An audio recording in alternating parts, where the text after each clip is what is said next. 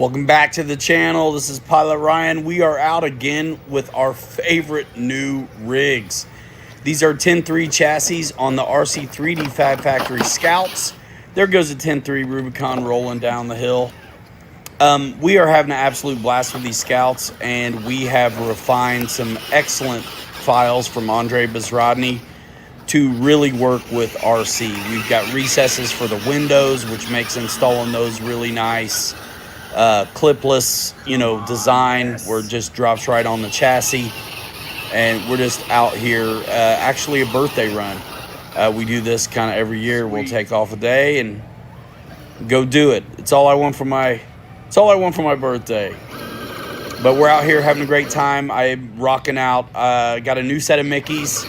The set I had a few weeks ago went with the Corvair, and so I got a new set on some Trials on my #1 prototype right here. But Kelly's running the green Scout, and it is full production. Recessed windows, the clips, the ride height, everything is dialed in, and it's right.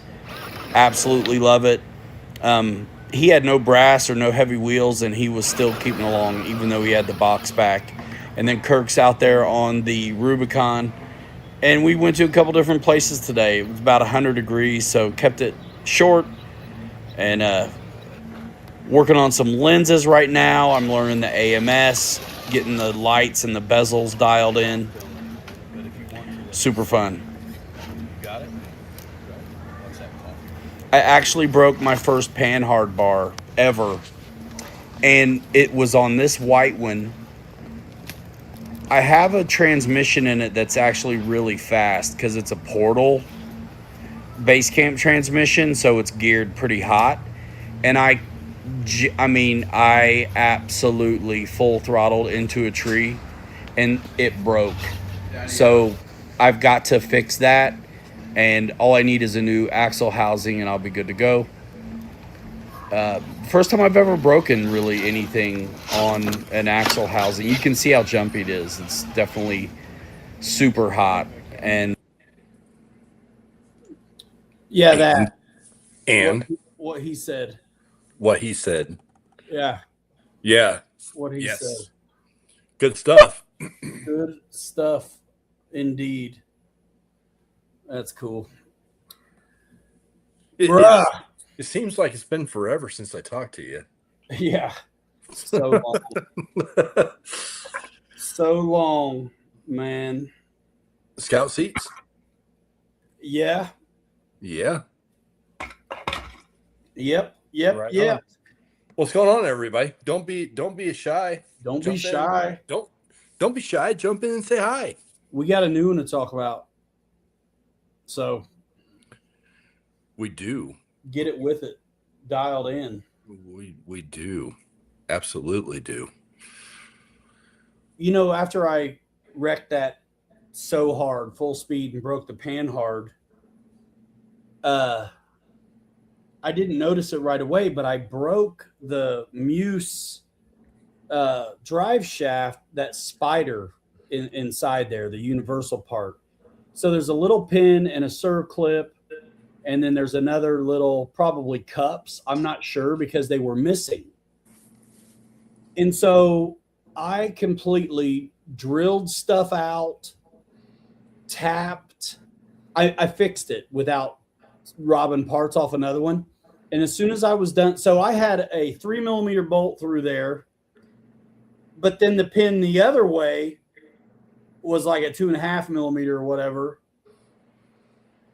But it can't go all the way through because your first bolt's all the way through.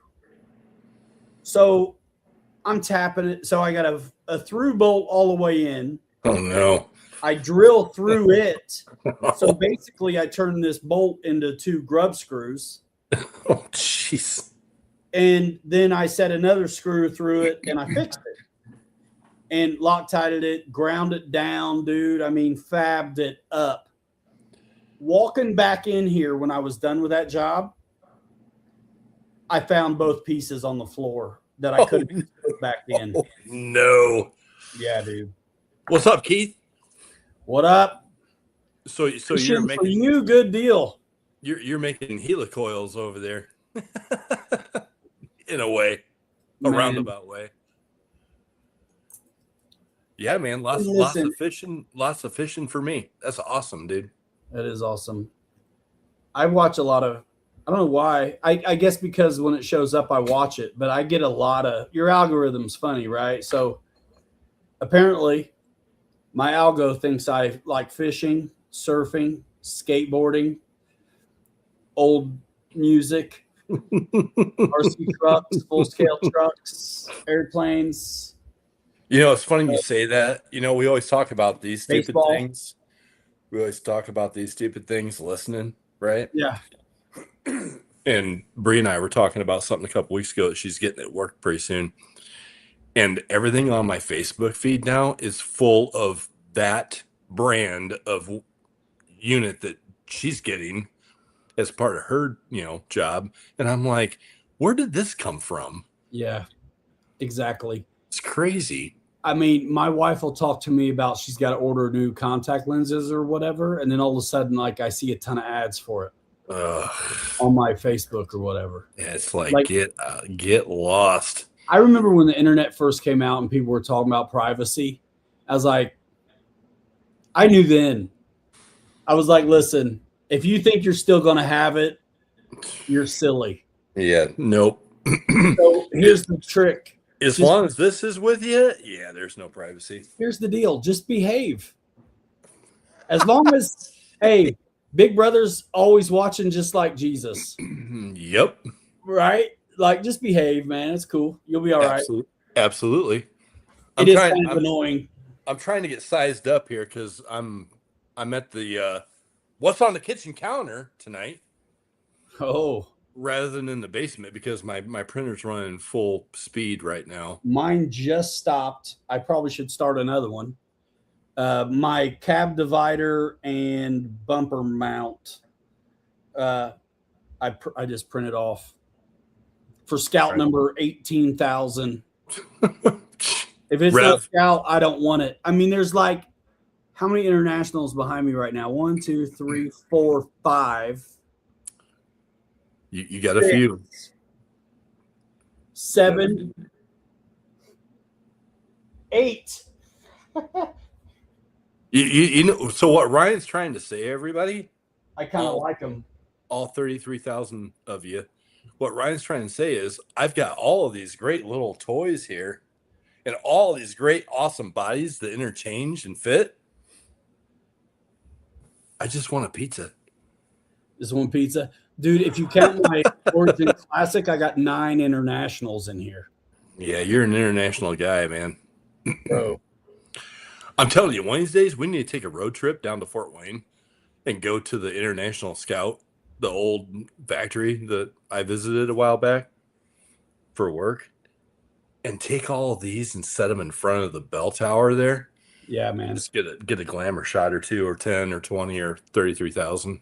We might just take a picture off the internet of that tower and then just tell it with AI. So I'm making a trip to Colorado in September, and my goal is to take maybe 3 or 4, maybe 5 of these Scout bodies with me and stop in Iowa at New Legend. And I want to meet those guys.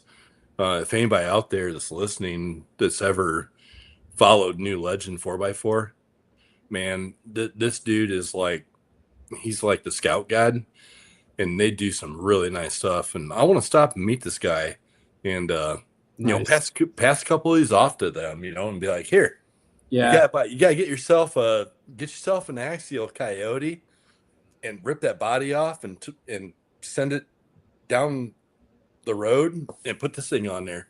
Bro, just add an extra $1,000 or $2,000 to your prices, and they get a little version of what they bought big. Yep, exactly. Yeah, dude, Keith, the new Scout's being EV. You know what? Who's going to be the first one to take one and LS swap it? That's what I want to see. Rip out the EV stuff. Well, it's going to be sitting like this because you're going to have to rip all that lithium out of the back. Yeah.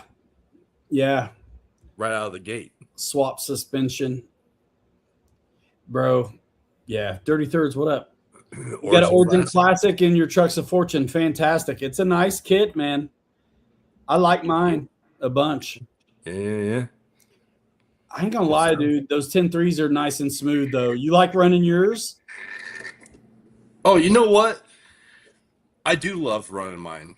You know, It's nice, isn't it? well, you know, I still hold my ground, but I still love my six scale stuff. It is kind of fun to take a break and work on the 10 scale stuff with these bodies that we're doing, you know, and how we're working them out and making them interchangeable. Yes. It is kind of fun. And it's nice that Kirk has some 10 scale stuff to run with us yet. But Yeah. I got to tell you, I'm still, my sights with what we're doing right now, it's still set on the 6 scale stuff, and we'll get there, you know. I'm a 6 scale Absolutely. kind of guy, man. Absolutely. Absolutely. We just got to pepper our presence with this most popular stuff. 10 scale. That thing looks that looks like a ready to run, dude. It's done. Awesome. The Tahoe is officially ready to leave the nest. That's what's up.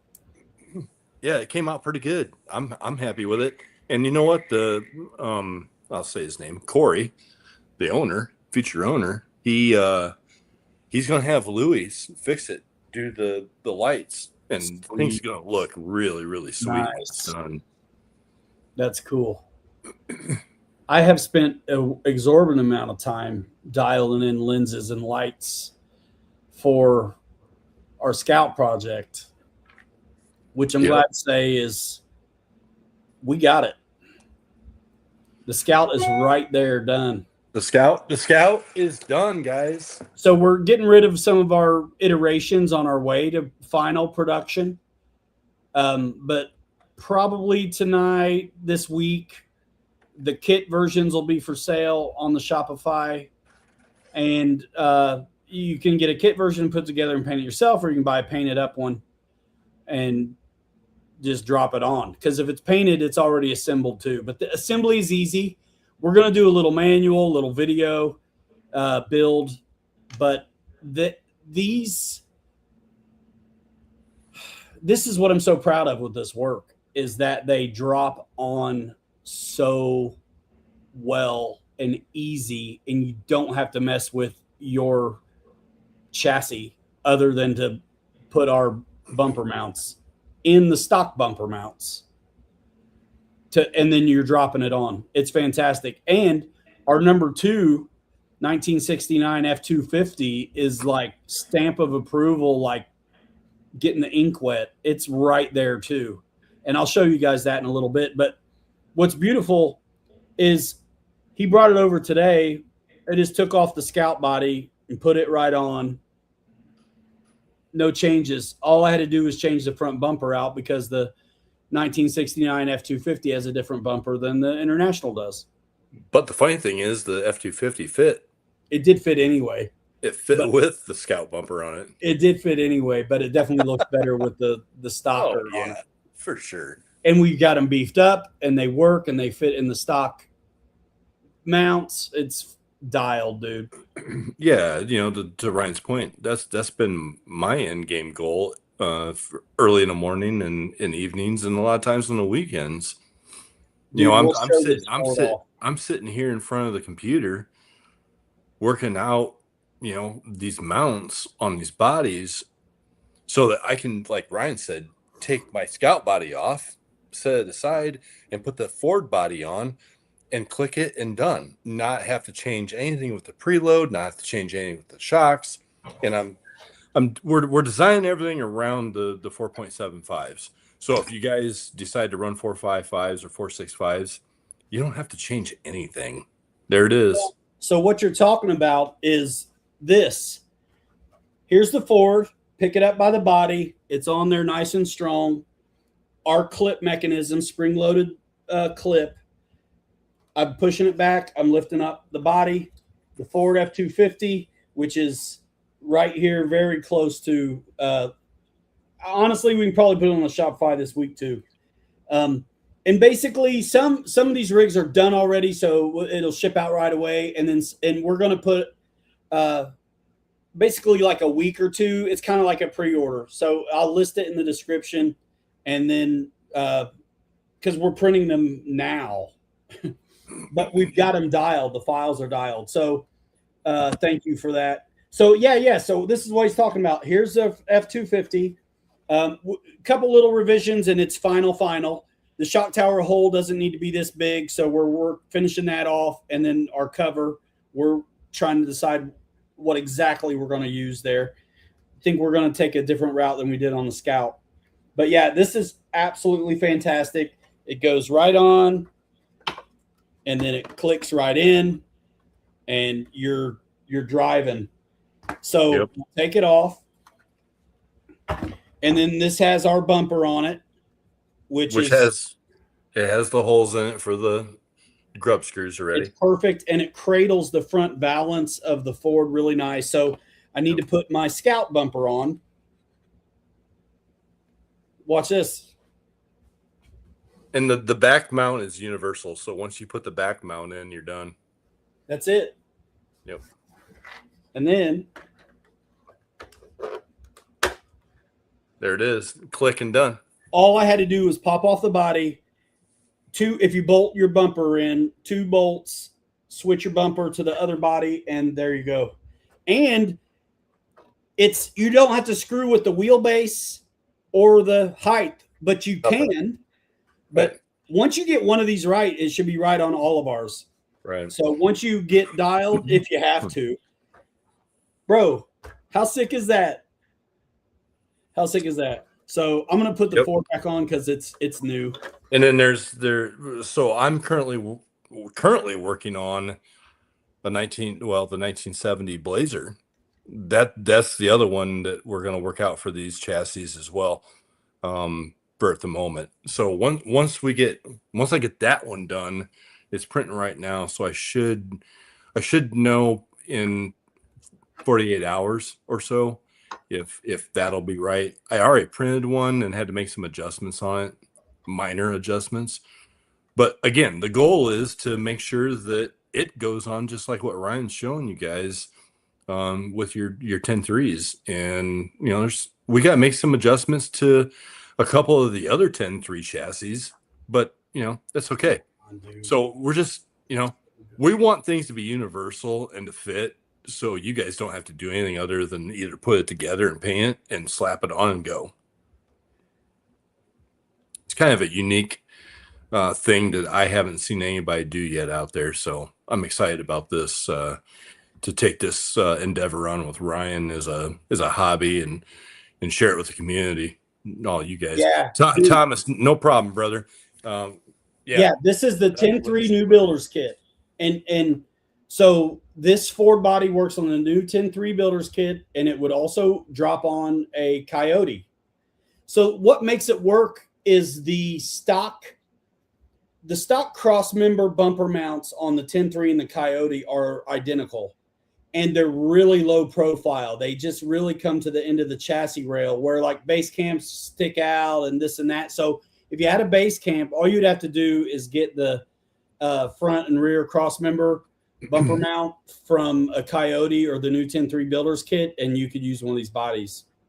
Easy. So so we're working off of, and I've done that where I've slapped it on the Coyote, but we're running the new 10.3 builders kits, which again are exactly the same as a Coyote, except they're straight axle instead of portal. And I just slapped my Scout on here, and now there's a Ford on here. So the new 10.3s, Coyotes, these work, man. And if you have a base camp, all you need is to buy that part number. Yep. Which I could give you guys. But somebody asked how many have we sold. Man, we're soft launching right now. So none. We've sold a bunch of our other one-off rigs. But these production versions, like I've got 4 or 5 Scouts here that are different iterations working towards final. And we've made improvements all along the way. We're super proud of it. We're pumped. And Kelly knows, like I went nuts on the lenses. Yeah, you did. the rear light bezel lenses on the Scout the lens and the bucket are the same thing. Mhm. You get to glue it from inside the body so you won't make a mess on the outside. And it's got the 5mm hole in it already if you want to actually run lights. So I got the front buckets dialed. I got the marker lights dialed in, printed in orange. And whoever gets these kits is getting all these bits. So we're going to sell them as kits where you can put it together yourself. And then we're going to kind of just make some and paint some up too. But like the idea is that they're super easy to assemble.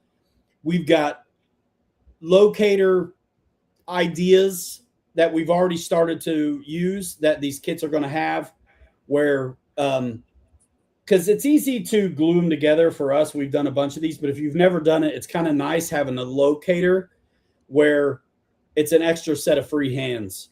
And so we've got it where we're putting these we know where the cuts are. And on Kelly's printer, he's only got to cut these once. And that joint is mended by door cards and seats. So it's super strong there anyway. But we've tried tabs, and what we're decided to change to is a little negative recess. So you're going to have these little tiny strips of PLA we print, or PETG, whatever, that you're going to glue in one side of your piece. And then that keeps the print fidelity nice, because we tried it with putting the tabs in with the prints, but it robs you the opportunity to print things flat down on the plate, honest and solid, which makes gluing things together really nice. So if you have tabs floating, then you got all this support stuff. There's more finish work. It's just not as clean. Yeah. So we're doing little recesses. You'll see when you guys watch our video on the assembly, which we're going to do. I'm printing off final version for that kind of stuff, like manual and video on the Scout, like this week.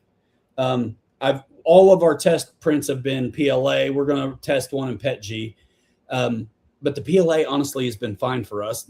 I've never seen anything sag, but the consensus out there when you're talking to people is PETG and right, and stuff like that. So we need to print all the kits that are for sale on the website in PETG.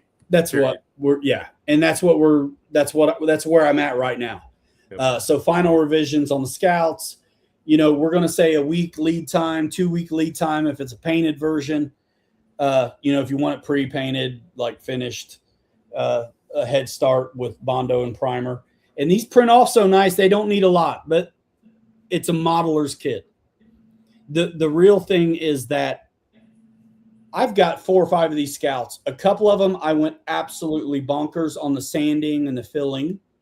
And then some I just painted right off the printer. And most people aren't going to be able to tell the difference. This one's painted right off the printer. I didn't do anything to it. And this has been out in the woods, and I beat the living snot out of this. My yellow one and the blue one are right off the printer paint jobs. And my red one and my white one I actually did a whole lot of extra on. But they come off so good. Like the yellow one looks good. Yours looks good. The blue one looks good. This black one that is the kind of final PLA test. It looks good. And I'm just got a few things to do on this one. And this one's ready too. Oh, nice. You got the tub done. The tub's done. I got the cab divider done. I just need to do the roof. So yeah, I actually last week, for those of you that were here, I did ship Monday morning before I got my day started. I shipped my white one, the pickup truck version with the black lid on it or roof, to Aunt Mo. So he should have that today, like the yellow one there. And I saw him. I said, "Pay for the shipping, and I'll ship it to you." So that was one of the first early on ones. And then I've got the turquoise one with the cream top. It's on the website for sale at a fraction of the price because it was rev number 2 early on. So the bumpers on it are actually part of the body, so you don't actually have to change the bumper on the front. So that one's on the website for sale. This green one, I'm going to keep it because it's production number one. And I I'm still, getting it where, I'm not going to sell the red one, I don't think, anymore. Ryan and I both kind of want to beat the snot out of the production number ones just because we feel like entitled to it. So that's what we're going to do. But yeah, so we're having a lot of fun with this over here, and this has been a real joy for me because I've learned how to use AutoCAD through this, and that was one of my things I've always wanted to learn. So this has been a good adventure so far for me. So we're looking forward to passing off our talent to you guys and enjoy these bodies. Man, to be able to take them and just click and pull it out and put a different one on and click it back in without doing anything other than change the bumper is just, in my opinion, if I knew that this was out there, I'd be all over it. And this is exactly where when we first started doing 3D printed bodies on crawlers, these are the kind of things we were talking. I know it seems like this is all we talk about. It's because it is. That's our hobby. That's what we're doing. That's why they're here. They're sharing it. First time I built one, I was like, how do you mount these? I'm seeing the opportunity where you can print whatever body you want, but how do you attach them, man? That's the problem.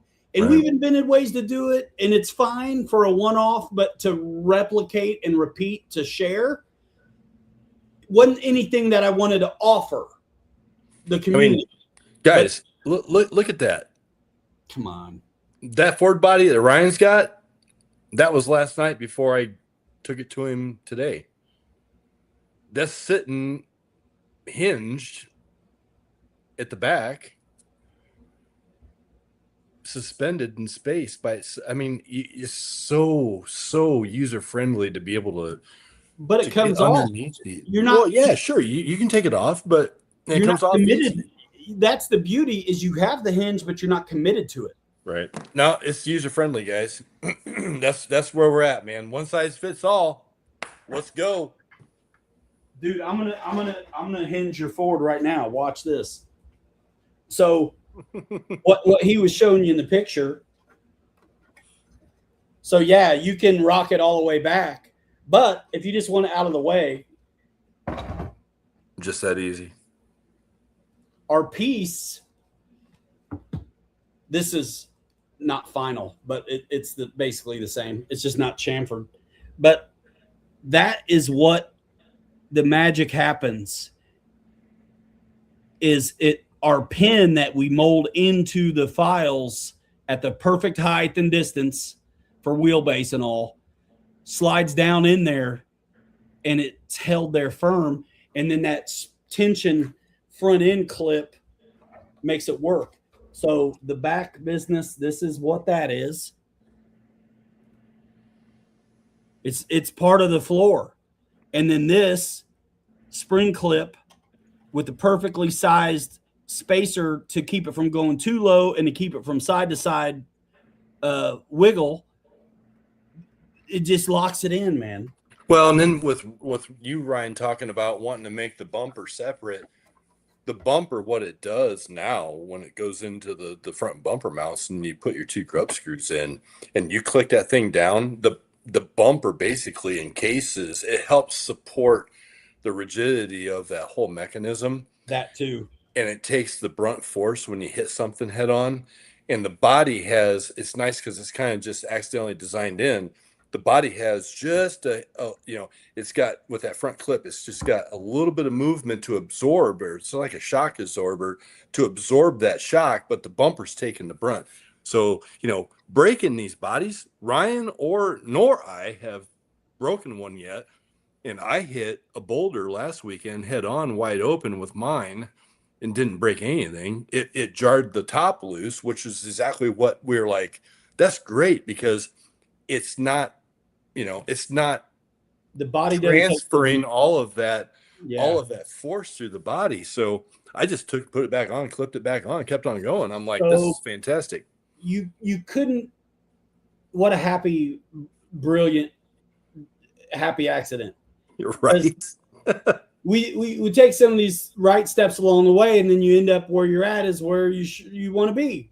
Yep. And so Absolutely. we got that bumper where it needs to be, and then any kind of gap between it and the chassis, we've filled with the material and designed it that way.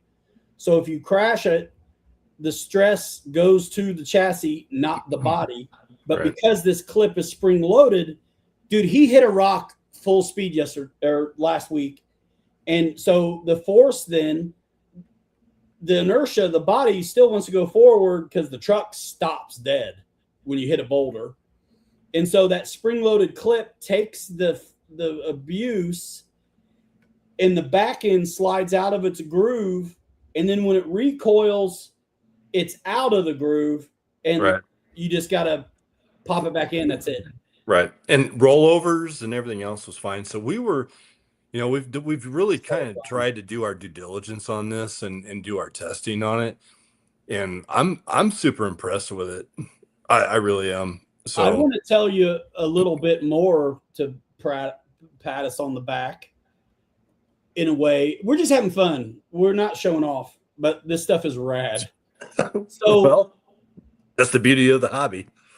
It's not by mistake when we get to where we end up. So, just for example, you got to know what you're starting with. So, I printed off one of these Fords, 6 scale, a long time ago. But so this is what the files are we're working from. So we shrink it down. I shrunk one down, did the math, the arches, wheelbase on the stock extended bed Ford F-250 1969. Well, by the time I got it right on the math, what happens is the arches got really small. I was right on the wheelbase, but the body was really kind of little. Where'd you go, bro? The body's kind of little, and so what happens then? I'll be right back. Okay. And I could show you because I got it printed off. So with the longer bed and the wheelbase correct, these arches were really small, which means that I was going to have to do really small tires on this. And that would immediately alienate anybody who's just kind of wanting to run what they got with 4.75s or 4.5 inch tires. So how do you solve the problem? I'll tell you. You make a short bed version like we did.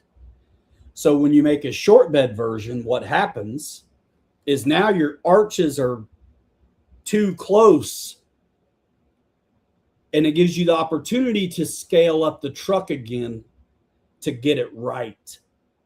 So this body fits amazing. We're allowed to run big tires on it. And it's bigger than the one I had initially printed. That on the arches and wheelbase, it's fine, but it's too small a truck. So we shortened the bed, which moved the arch forward, which gave us another problem to solve, and we knew it, where you have to stretch out the whole truck, and not out of scale stretch it out, but just make it bigger. So we're just right on the width and just right on the wheelbase. And these are not deep dish tires. These are like 4.55s, Mickey's, but Kelly had his on 4.75s and looks dialed. And we're able to, like on my 6 scale one, I cut the arches, I cut them to death. But on this one, we got it right where you're able to keep all the scale fidelity of the fender flare. But then we're now not on this one because it's pre-production, but on we've already got the files where we've rounded that edge just a little bit, rounded that edge just a little bit, just to clear it, but keep the fender, all of the scaleness that you have with the fender flare. And on my 6, I cut this stuff out manually with a jigsaw, dude. I mean, it was fine. But this is absolutely so much better because I was explaining how we got this right. Like, I should let them see the little one on here because to shrink this bed where the wheelbase got too short, and then we had to scale it up to make it right, solve the problem of the arches being too small, which forced you into buying weird, super small tires that you wouldn't really need for anything else. I don't want you to have to spend $150 on Boom Racing tires just to use one of our rigs. I'm going to show you guys the difference because it's the same chassis that I designed to and printed to on the Ford. Look how big this roof is. So real quick, Aunt Mo, yeah, that was the very first one, bro. That thing is. And look how big this one is. It's so much smaller, dude. But the wheelbase on this one is perfect. But the arches were way too small for what anyone's going to be running. So Kelly Fab kit bashed this short bed for us. Bada boom. So we could blow up the truck to get it right again. And then it's so good, bro. So good. Yeah, Aunt Mo, I'm glad you received it. It is so ugly. It's kind of cute, man. I actually, Ryan and I looked that thing over when I drove it. And did he get it? Yeah, a video a couple weeks ago. And Ryan kept telling me, he's like, dude, you need to put a wash on that and it'll really like enhance the features on that. That thing's got, that was the first one and the only one I've tried to do a salt bath on, like Ryan has done, and it screwed it up. And that's where some of the roughness comes from on that. But it gives it character. So I actually enjoyed running that truck the day we were out a few weeks ago. So it's so ugly, it's kind of cute. So I sent you should have a small plastic bag in the box with the receiving rear mount that goes into the front and rear bulkheads that you bought. But yeah, you put that in there and just put the grub screws in and set that thing down on there and go. There's no bumpers on that one. It's a one of a kind, brother. It's a one-off. It was number one in this whole series. Ryan's got a number one. I've got number one. It was my number one. And it's rough, but you know what? That's why I wanted to send it to you. And if anybody asks you about it and show them how easy it comes, goes on and comes off, dude, point them our direction, man. Please. Yeah, because I think I'm so excited to see people get these. Like, yeah, we want to listen. No one's going to retire off of this. We just want to keep it going. Right. So, and also toilet paper would be nice. So I wouldn't mind selling a couple. But is that what I'm smelling over here? Come on now. I mean, you always got socks. So, dude, it's just so rad. And I was talking about how doing what we did here allows you to run big tires on this without having to, be forced into small ones, and also make it a better performer. We've got less hanging off the back having done this short bed mod. And dude, they have short bed files out there, but we just did it ourselves. And it's dynamite, bro. And the new ones. So this was, again, number one on the Ford. So we realized that there's a lot more floor that we can put back in here.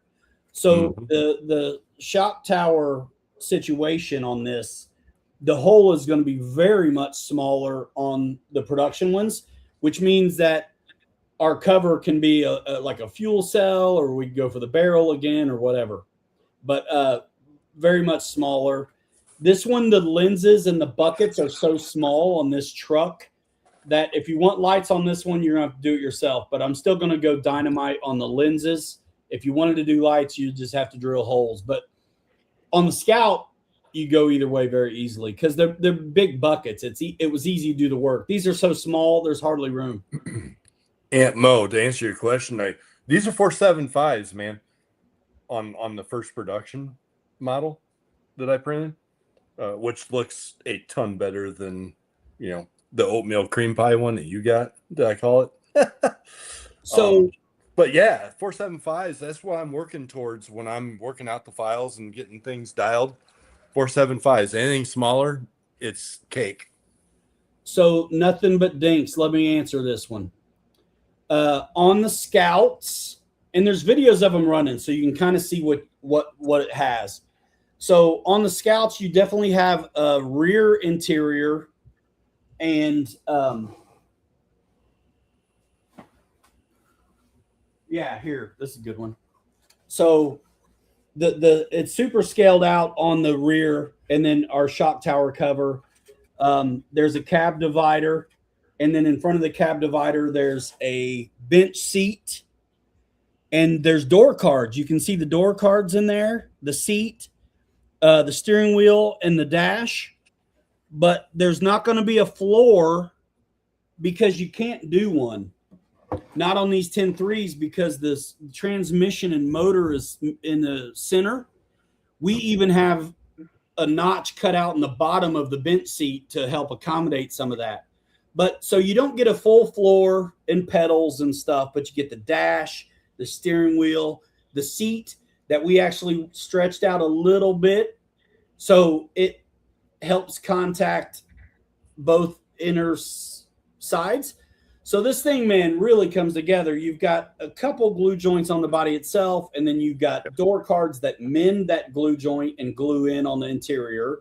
Then you got a seat that glues to those, and the seat glues to the cab divider that goes across. So there is mending plates and structure going across. Like, this is not a twisty. This is so. It's super rigid, super strong. It really is, man. And we've had some stuff that's kind of flimsy, but the way this works out, and I really have to attribute a lot of that to the profile and those kind of sidewell seats in the Scouts really strengthen all of that. And then the door cards again that so on Kelly's prints, he's only got one glue joint on the body here because his printer can do it. And it's right in the door panel line, so you don't really see it. Right. And so that's it. The body is one half and back half. The dash goes in separately. The seat goes in separately. The door cards go in separately. And they locate too, so there's no guess where they go. And this rear tub goes in separately. And so once all that stuff goes in, it is so solid. Now on mine, my printer can't do as big as his, so I have an extra cut that's right on the front of the door. So instead of like Kelly's where it's a half and a half, I have 3 sections. You can't tell by looking though. And the door card mends the glue joint that would be here and here. Not to mention our locator system to help keep these in a line when you glue them so they don't go in too far or whatever. And the dash and everything else that comes together to really strengthen it. So the Ford is going to be the same way, where there's door cards and a seat that will span that distance across and bring it together even more. But these things, I mean, if you look at these, the thickness of the walls on the bodies, these are substantial already. Oh, yeah. So even without all that cross business to bring it together, and you can see the door card there, how it is going to spread. The door card is pretty big compared to where the glue joints are on this. So it's like if you've got one stick in your hand, it's easy to break, but if you got 5, it's hard. I like it. Yeah, man. I like it. Yeah, man. I like it. Yeah, I think I'll probably keep this one, but I'm going to let it rip probably. I don't want to get rid of that one either. I don't want to get rid of this one either. But I probably will. But I really am excited about these kits where folks can put their own together or get one that we've got primed out and assembled. For not everybody's going to want to assemble it. We just use like CA. Aunt Mo, so there's your body sitting on these 475s. And so there's a run video of this on my on my channel from a couple weeks ago. Yeah. Ryan and I were running his white one and my white one together. But yeah, 475s work perfect on there, or anything less. Yep. Yeah, because you can play with the shocks. Yep. If you so choose. That's right. Yeah. Good sales pitch, Ryan. What's that? Everything. All this. I mean, I'm kind of like the guy behind the scenes, like going, okay, I got to do this. I got to do this. I'm the Einstein of like going, I got to get, okay, Ryan's going to give me hell if these wheel wells aren't exactly right. And I know he talked while I was off camera about what we did to Bob, the Ford, to get it right. And I printed out 2 of those. And the second one is what he's got over there right now. The white And I'm one. super pumped with it. Like, it's dialed. We went after, the Scout was a kind of the first one where not our first rig, but our first one where we're thinking about other people putting it together. And Kelly knows my mind really works like that. That's why I've been in the RC industry doing what I do for so long, because I'm a conduit between the people who make the stuff and us people who are fans of it, and the people who support it and the people who market it.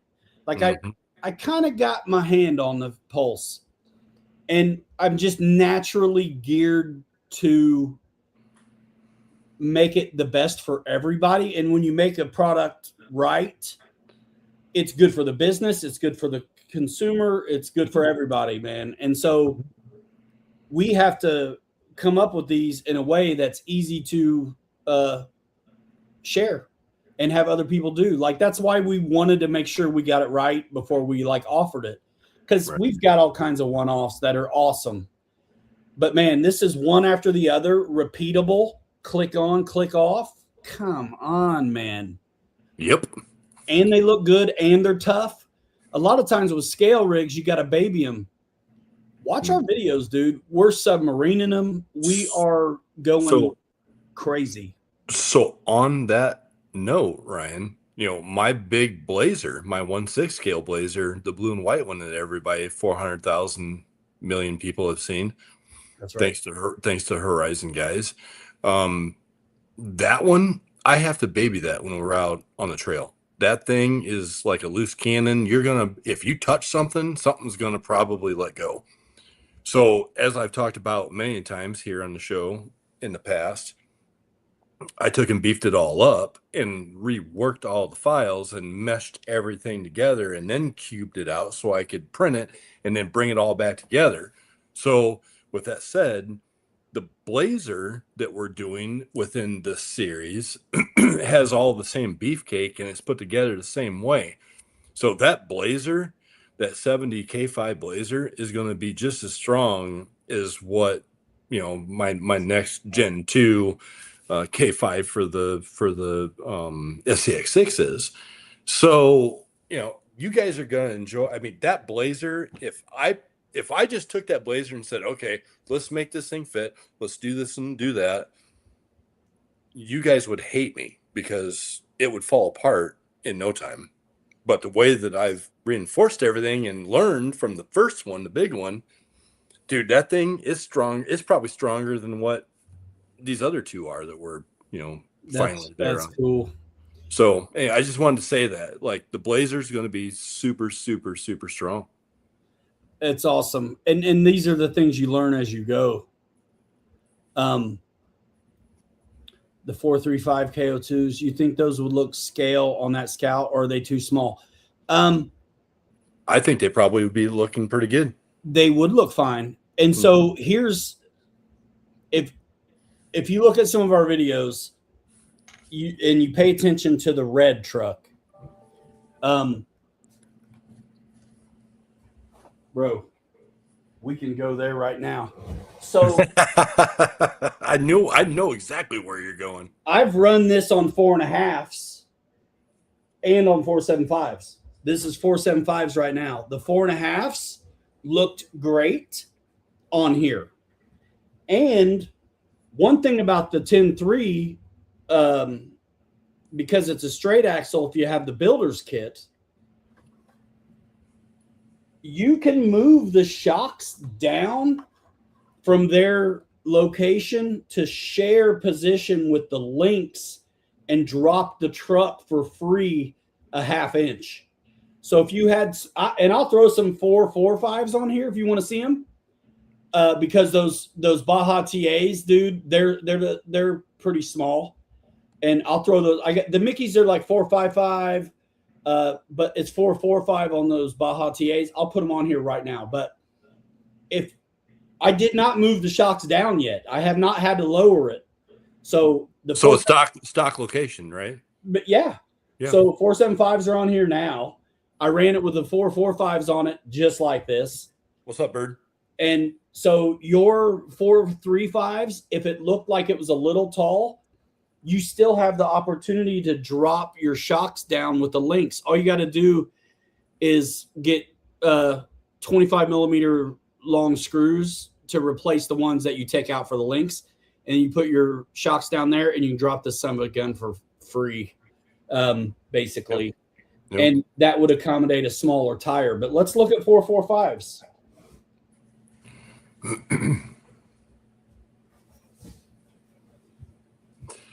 Yeah, guys. This is in my backpack. And to be completely frank, nothing but dinks. Honestly, the Blazer, the K5 Blazer body that we're trying to finish up, the 4.35s and the 4.55s will probably be the tire of choice for that body. Because we're trying to not have to cut on the arches. Yeah, I don't want to. We could chop on these, and we've done that before, and I definitely had to on my Corvair. But if we're able to not, then we're not going to, because the fender flares, dude, and all that stuff looks so rad. And like I showed you on the Ford, where mine was right on the wheelbase, but it was the long bed, it wasn't going to be right.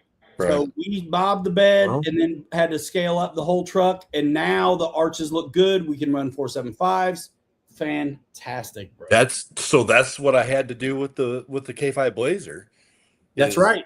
Went in on the bed in forward of the rear wheel wells.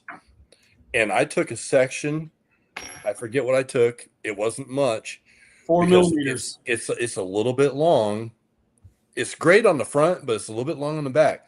So I'm like, all right. So I just went in and took a section of that bed out and put everything right back together and shrunk it up what I needed. And that's what's printing right now. So it should be perfect, just like what the Ford is right now too. So yeah.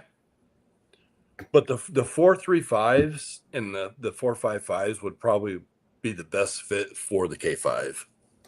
Unless you want to jack up like I said, I'm trying to make everything so it fits without having to mess with anything outside of tires. But if you're going to run 4.5, anything bigger than 4.55s on that K5, you're probably going to want to put some preload into your shocks just to clear everything okay. Yet to be determined. But that's my Einstein. That with what I've been doing here in my off time, that's kind of where my head's at. What's going to have to happen. So what are you putting on? These are those Baja TAs, which are 4.45. So here's a Patagonia 4.75. Here's a Baja TA 4.45. In my opinion, either one looks great, and they get the job done, no matter what. I ran on the 4.45s with these Baja TAs, which are really not a very aggressive tread. I ran with you guys had 6s. Yep. Big old chunky T's, and I was, holding my own with you. I can tell you, those tires paddle pretty good through the water. And I also ran 4.5 super skinny, super skinny. Yeah, tires. You did. Yeah. And those actually, they're okay. They looked really good, actually. These are, let's see, Yeah, 4.5, just a hair under maybe, and they look good on here too. Yeah. These are and super skinny. The first video I did with red was on these. Yep. Those tires look the bomb on there, honestly, on the They look Scout. They pretty look good. really good. They look But good. yeah, the 445s look really good on there. I agree with nothing but dinks, man, for sure. The reason I ran 475s on this was to just see if I could. Yeah. But Yep. this, and these rims that are on here, there's no offset. They're just trail wheels. They're not sticking out like crazy.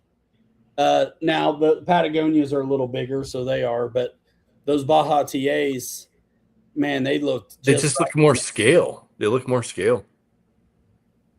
yeah. But what I love is that everybody's got, a lot of people are going to have 475s, bigger tires. Right. And we wanted to let those guys be in the game too.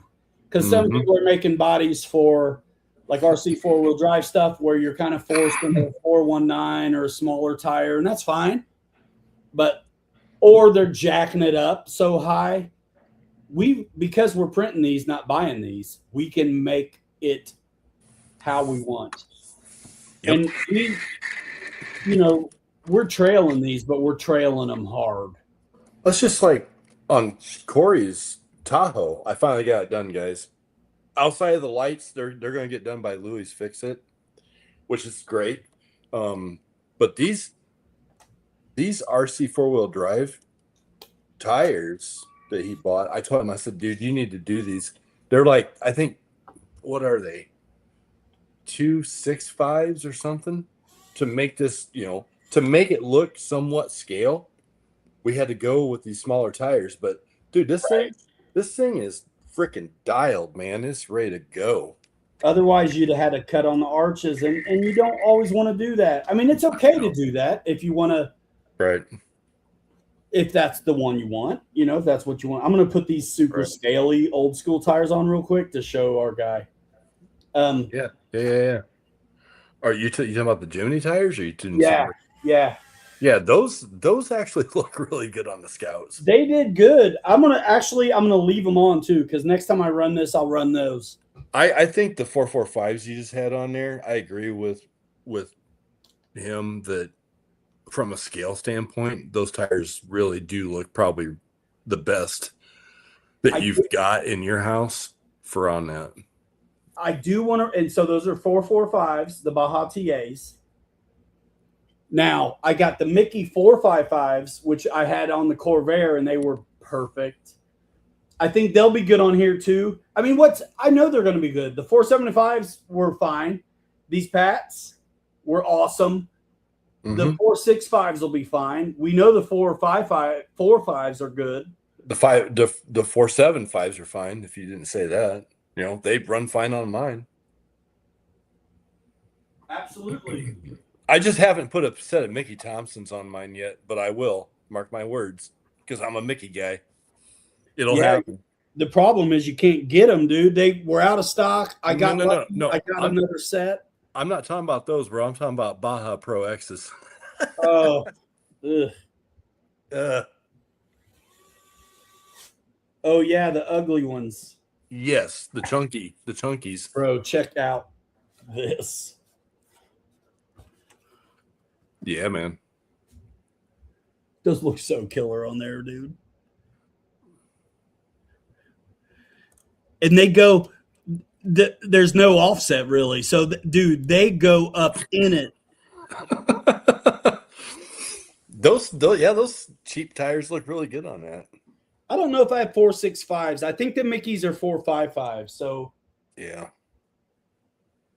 I know I don't. I do love my Trio rims. I ain't gonna lie, but dude, these old school tires are. You can only really get them if you buy FMS 1.6 Jimny or Willys Jeep spare tires. Those Wranglers I was running a couple weeks ago on, what was it, a week ago we were out? The Wranglers with the white 5-spoke deep dish, those did really good on my Scout. They did. I think, what are those? Those are 4.75s too, I think. I think so. I got a set. I'll measure them. Hold on. Yeah, I could go get mine. The first set of tires I bought that weren't pre-mounted were those exact Wranglers, bro. And I have them right now. So, Brain, for what I'm talking about, guys, there's my Scout that's sitting right here with the white 5-spoke deep dish with the Wranglers on it, and it ran fantastic. I loved it. Had a little bounce in it. Had a little bounce in it because I got really soft foams in those tires, and it was great. So, is that glued on that white roof? On red? Yeah. Oh yeah. Okay. Dinks is asking what the red one looks like with the full canopy. Oh man, yeah. I don't know because this one's together, been run. Don't ask him. He'll start cracking things apart. I mean, I can't really get you there, but it gives you a little bit of perspective. It would look fantastic, is the answer. It would. It would. I really do love the iconic shape of this top because there's like almost fins on it there. The light doesn't do it. Yeah, it shows it in the shadow there. There you go. You can see it. I like red. Yeah, that Ryan killed it with that this one. If somebody buys it before I have a chance to take it off of Shopify, I'll have to honor the sale. But I'm selling this body by itself or as a roller on the Shopify, bro. Yep. So, yep. I'm probably taking it down though. There's a link if you scroll up for the Shopify. It's in the description of all the videos as well. Yeah. So I did put it in the thread though earlier. Bro, come on, man. Yep. The paint job, I really am proud of that paint. So, and Ryan did let me borrow one of his chassis the other day. I'm not going to say what it was, but we are working on getting these at least 3 bodies to fit on at least 3 or 4 more chassis. So outside of axial, and they'll you know what, honestly, I would love to be able to make these bodies fit not only on all these axial chassis, but to be able to intermingle them with other chassis would even be better. And that's a challenge that I have to accept within myself. I don't know if it can be done or not, but I'm going to try. We got the baseline. So, oh yeah. Yep. The method. So it's just adapting that. I think the hope would be that you can leave the body's mounting parts where they're at, and all you got to change is at the chassis side, either out or in or up or down, right? And utilize the bumper mounts of right. those things to work.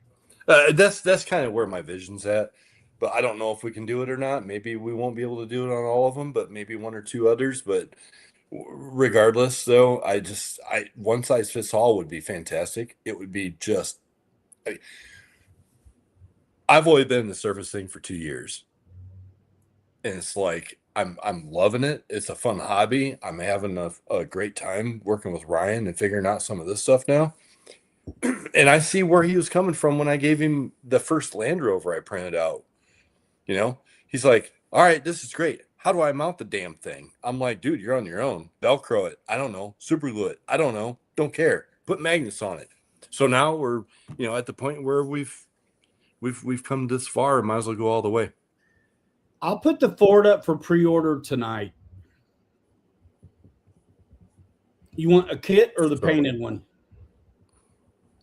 And I'll put it up and the details will be there. You can, you can ask questions through the Shopify as an email contact kind of thing. But also, if you're here in the room, you're like our peeps, right? So Shopify is there to just, I don't care where I sell one, if it's Marketplace or Messenger or Instagram or on the street corner, I don't care. But the Shopify exists because it's legit looking.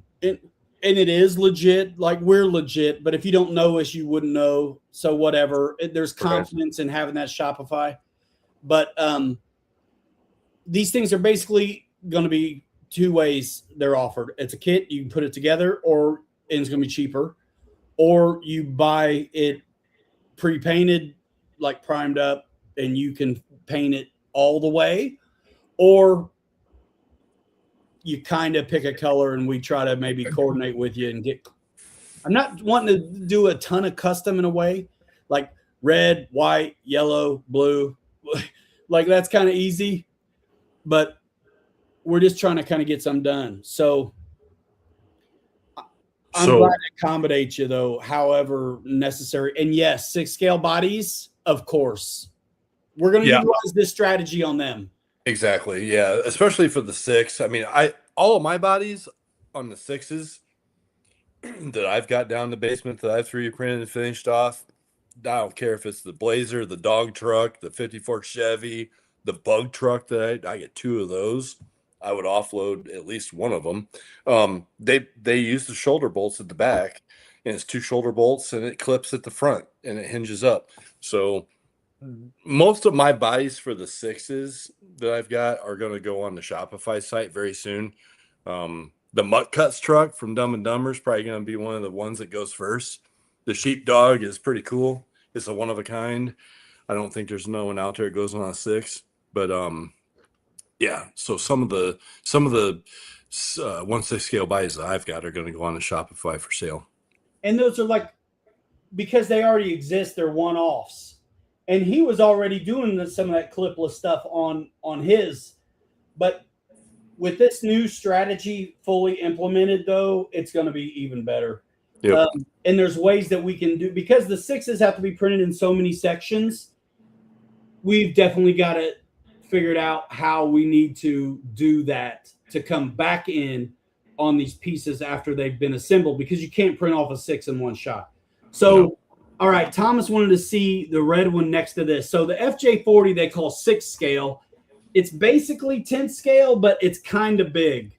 And just for giggles, let's see the wheelbase on this. Go solo for a minute. I'll be right back. I got to take care of something real quick. All right. The wheelbase is probably 13 and some change.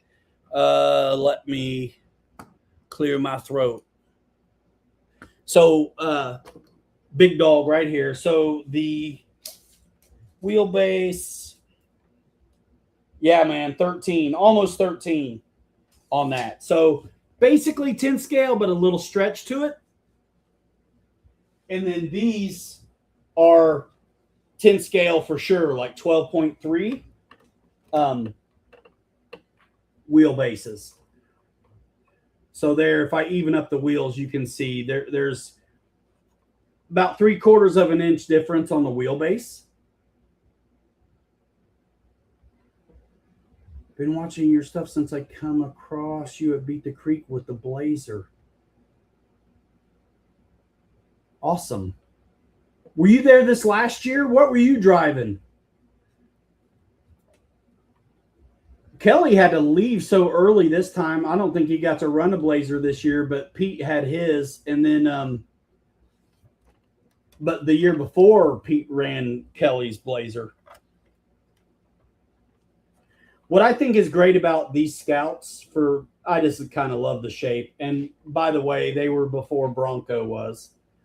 But the departure angle and the approach, even though it's a super scale truck, it's still going to actually perform really well. Oh, okay. But did that give you what you wanted to see on the yellow FJ40 and this guy? So yeah, 12.3 wheelbase on red, and then a 13, give or take, on this guy. which again, it's weird. They call it a 6 scale, but it's basically a 10th.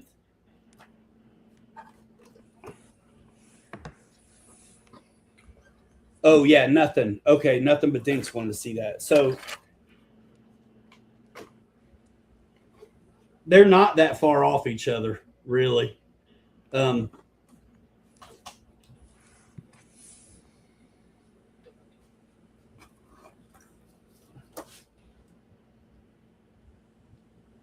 They're not far off. I mean, this is giant, right? Because the FJ40 actually should be kind of small. So that's why they call that a 6 scale. But this is definitely more typical to a traditional 10 scale that you would see. So here's a good example of that is like if you put this up against here, you've got a 10 scale kind of performer, but these wheelbases are the same. So pretty rad. Did you want to see it against the Ford or the red guy? I'm confused sometimes on who's saying what, but I'm so pumped that you guys are interested. So, Thomas Blair. So there's my, hang on a minute. Come on. There's my K5 on my SCX6. Sick. I can't wait to see it on our 10 scales. Right, exactly. But yeah, that's going to be on the Shopify for sale here pretty soon. Like I said, it's a little bit dainty. It's a cruiser, man. You know, you And got a lot the of trails these one-offs are one of a kind, dude. Yeah. And even our production ones that are repeatable now are still one of a kind if it's got paint on it. You guys want to talk about bodies and doing stuff. There's my Vertex 6 with my Project IJ with my files that are on Umagine. Check that out, guys. Come on, dude. And that uses the same pin at the back as the stock body does. You take the stock body off and buy my files and print them out and throw them, just bolt right onto the IJ. 162 or 163% all the way around. Print an IJ out, buy my files, and put it on, man. I love driving my Vertex 6. It's a blast, bro. And you can IJ. see we've been solving these problems for ourselves on all these bodies to get us to this point now where we can refine the solutions. Yeah, absolutely. Absolutely. Craig, to answer your question, Yes. Not yet. October. Well, he found one. Oh, okay. Yeah, he found someone else's. I'm just kidding. Oh my gosh. Hot Nope. dog. No. Craig, I forget. Did you meet her when we connected? I forget. Gosh, Yeah, so Thomas, back to the contact information. Info@Pilot Ryan Media is my email. You can get through on the Shopify as well. Messenger, whatever like that, dude. Any place that works best for you. Preference on what 10.3 to use. It needs to be the new builder's kit. I'm going to show these guys why. There's another one, guys, why we're talking. There's the Mutt Cuts truck from Dumb and Dumber on my SCX6. That's going to be on Shopify soon as well. Let's see. So I'm just going to find it and put it up in the chat. Let's see. The tail wags, the legs move, the ears move. We had fun with that Mutt Cuts truck out, didn't we? We were beating the living snot out of that thing.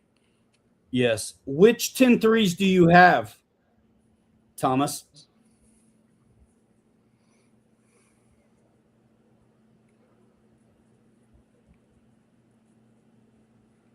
So the funny thing about the 10.3s is I know every nut and bolt difference about them. And so even though they call it a 10.3, there are multiple iterations of them. So if I know what you got, Oh yeah. If you've got the builder's kit, the new one, not the base camp, but the new one or the Right on. Coyote, that's what we designed to. Chef's kiss, man. Right It's straight perfect. on. And why it works is because I'm getting ready to show you the part why it works. Well, he says this is going to be a complete fresh build. Awesome. Perfect. Build it right to the manual and we'll sell you one of our bodies. You can put it right on. Dude, Boom. I've built 4 or 5 of those things in the last couple months. I built Kelly's. In 5 I love hours. doing those. What, 4.5 hours? 5 hours you had it done? Yeah. And guys, it still works. It still runs. I haven't broke anything. Of course it does. Of course it does. You know I gotta rub you there. No, Come I on, don't. man. Hey, I don't mind. My skin is thick, dude. So, yep. Awesome. Here, I'm going to send us a picture of the pieces and the part number here. This is why it works. And this is why the Coyote and the 10-3 Builders Kit is perfect. But if somebody had a base camp, all they'd have to do is get this part that I'm showing you, and it fits. Now, the CJ7 and the early Bronco and the Rubicon, their chassis are a little bit different than the other 10-3s. And so that we haven't quite worked out. It'll be easy to. But those CJ7s and early Broncos are so complete with the inner fenders and all the stuff and the transmission and motors in a different spot. We're kind of staying where we're at right now until we flesh out what we want to do for ourselves. We're making these for us, but they're cool enough to share, and we've dialed them in. So we hope you take advantage of it. So let's send this picture. What's up, Don? Exactly what I'm talking about, why this works. So airdrop. He wants to know what color blue that is. What up, Donald? I really like the axial kits, and I actually didn't start out liking the center mounted transmission, but they run so smooth. I think it's a better transmission than you get in the CJ7. Thomas, you wanted to know what color it was? There it is, Duplicolor. It's a metal spec paint. You can buy it on Amazon, or you can go to your local auto parts store and get it. But that's what it is. And it goes on really, really nice. Yep. Nothing but dinks. Bro. Reflecting pool blue. Yeah, let me get some green and throw in there with it. Hey, Dinks, do you do Facebook? If you tag at Pallet Ryan on Instagram, if you want, but if you do Facebook, go to RC3D Fab Factory. We have a Facebook group. Post it up there, man. Please all do. right, so I'm going to show this off. This is why our stuff works. That ain't it.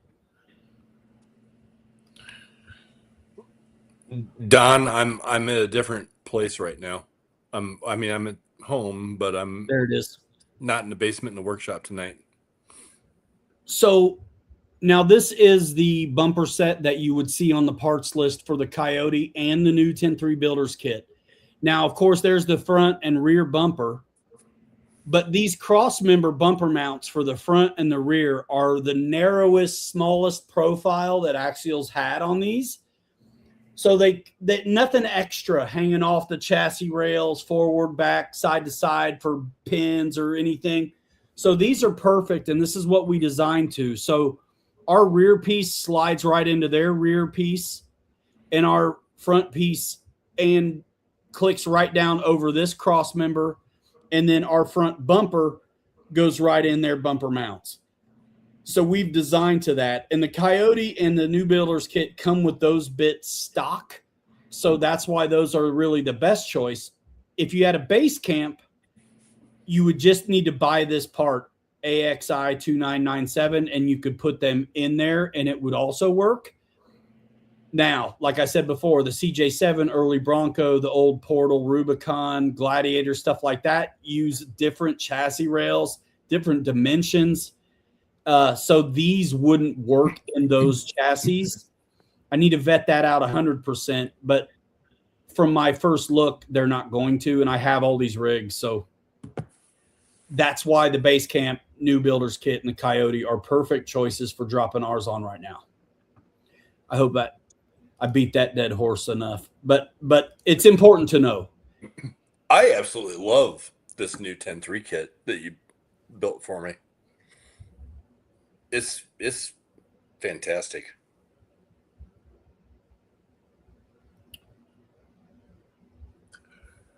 Aunt Mo, also need to purchase part that Kelly sent. Yeah. Yep. So that comes with, if you buy one of our kits, it's going to come with that. The receiving rear bumper mount that our pin goes into.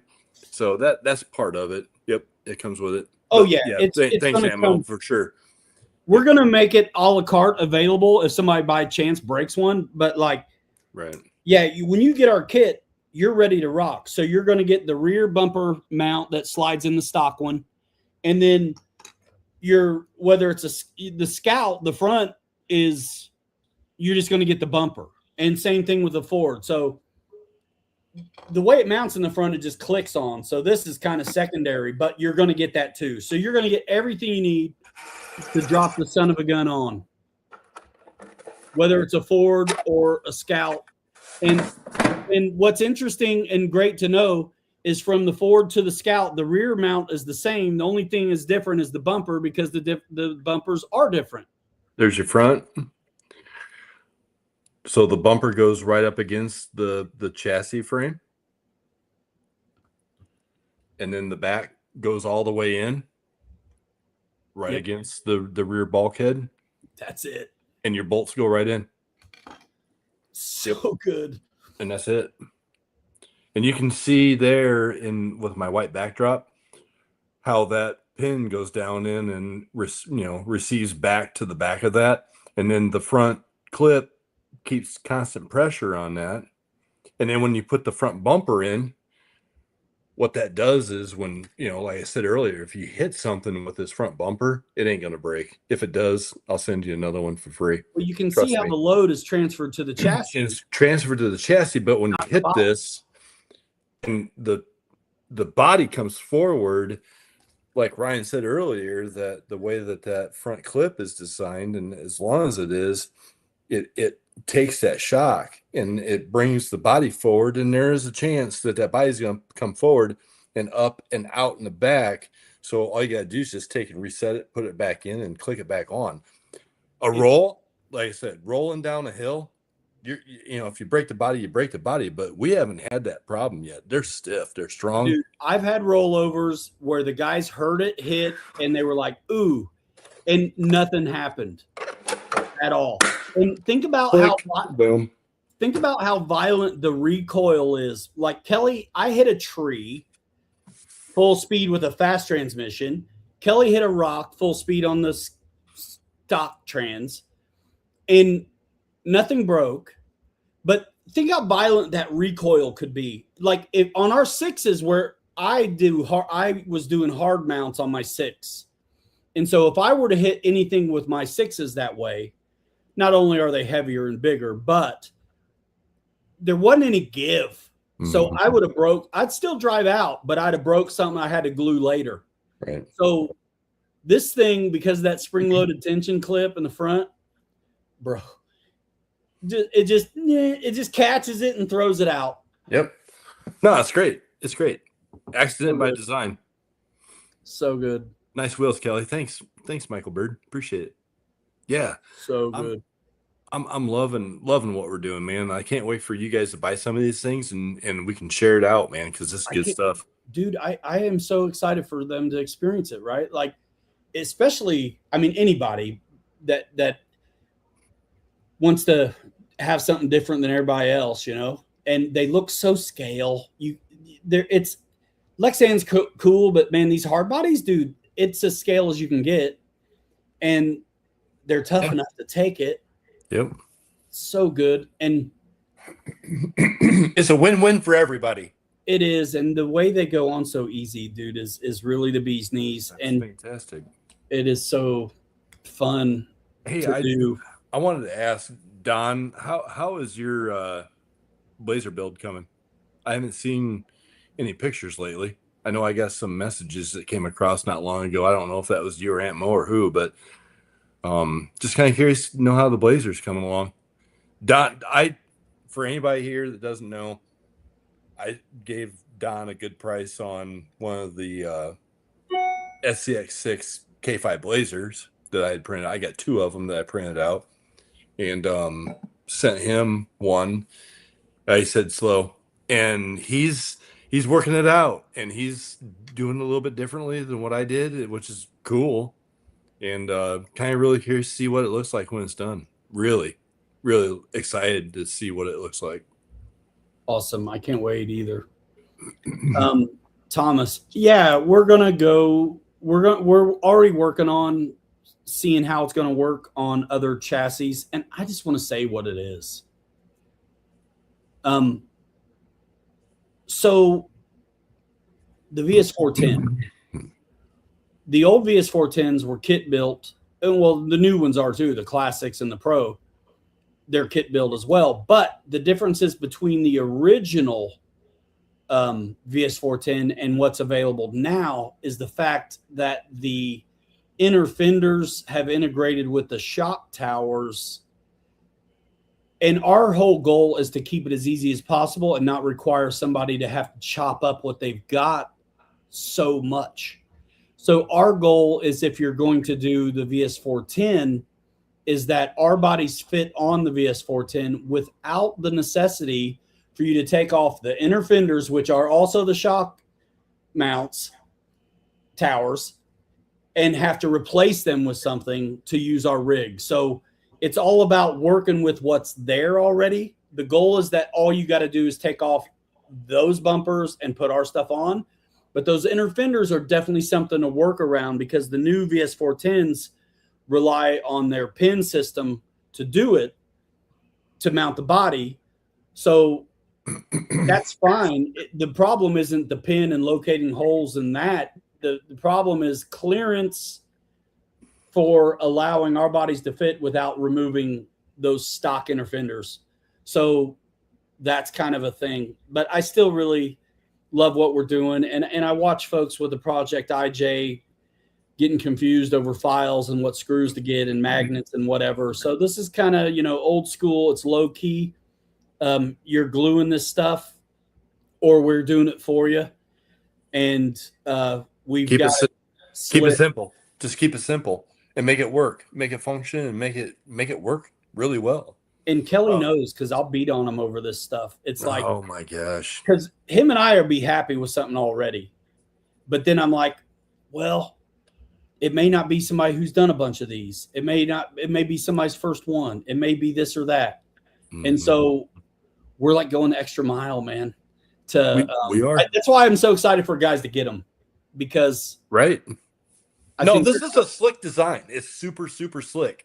It's so good. And Ryan plays devil's advocate with me. And, my future wife will go grab a book when Ryan calls. She's like, I'll see you in a couple hours. Because we do. We get on the phone, we talk. And we start talking about this and talking about that. And trying, what are we going to do about this? What about that? And I'm like, all right, there's another couple hours in front of the computer. Nobody can talk about 2 millimeter difference longer than we can. So exactly, but it's in everybody's best interest that we're doing this, because, man, I gotta tell you, I'm really excited about this, especially when I got the Ford figured out. I'm like, this is gonna be awesome. This is just gonna be awesome. How much easier was the Ford after you kind of know where my head's at now after the Scout, right? You kind of know where my head's at, so you just go there already. Yep, exactly. In strategies, we tried things out a different way, and we ended up landing on it this way. And so now we just can save that trouble and just start there on the new one. Yep. So it's been a treat, dude. Michael Bird, thanks for stopping over on my channel and saying hi. Appreciate that very much. Because it streams on both, but I'll be 50 this year, and I'll be damned if I can figure out how to do this so that we can have both these channels come together in a way that everybody can intermingle on both channels and in conversation. Well, so You You just know, got to pick a place to go. I mean, it's the same way with Josh and Matt. You can watch that show on either one of their channels, and when you're in the chat, you're in the chat on that one. And there is a little bit more maybe integration that can happen, but you pay for that. right? Yeah, no, it works out the way it is. But thanks, Michael Bird. Appreciate that very much. 100%. Yeah. So let's see. I'm catching up here. Don, you like my hinge, don't you? Yeah, you know what? It's cool. Yeah, the way you did it is super strong. It's built Chevy tough, brother. Love it. That's what's up. Love it. Yeah, and you're gonna need that with that K5 on that SCX6 for sure. I will definitely represent while I have it out. That's awesome. That's what's up. Thanks, Thomas. Appreciate it. Yeah, man. I got to get that Ford up on there. So we're okay with a little bit of pressure. So, we're going to finally maybe let it roll more than just one-offs. And so there's going to be a contingent, where we got to print these. I mean, we only have a couple printers, 3 between us. So we're building up inventory, but we're in prototype phase on these things at the same time. So yeah, the one-offs are available now, the painted versions. let's just say this. The Scout, you pre-order a Scout, you're going to get the full-blown thing out of Pet G. We've got the Scout done. The Ford, you pre-order one, you'll have one in 3 to 4 weeks. It's almost there and done. It's yes, and that's being realistic. It's probably less time than that, but that's a good cushion. But what we're going to do, though, is I'm saying 3 to 4 weeks, is because next weekend, not this coming weekend, but the following weekend, I'm taking this one that I have, and Ryan has my white one over there that's actually closer to an actual production part, because I went ahead and printed this one with the bumper on it rather than having it separate. I'm going to beat the living snot out of this. He's going to beat the living snot out of my white one. And then we're going to make sure that there's nothing that needs to be fixed or something that needs to be attended to. And then we can roll. So that's why I'm saying 3 to 4 weeks. And bro, he brought over a white one today, and there's only very minor things to do. I can only think of one.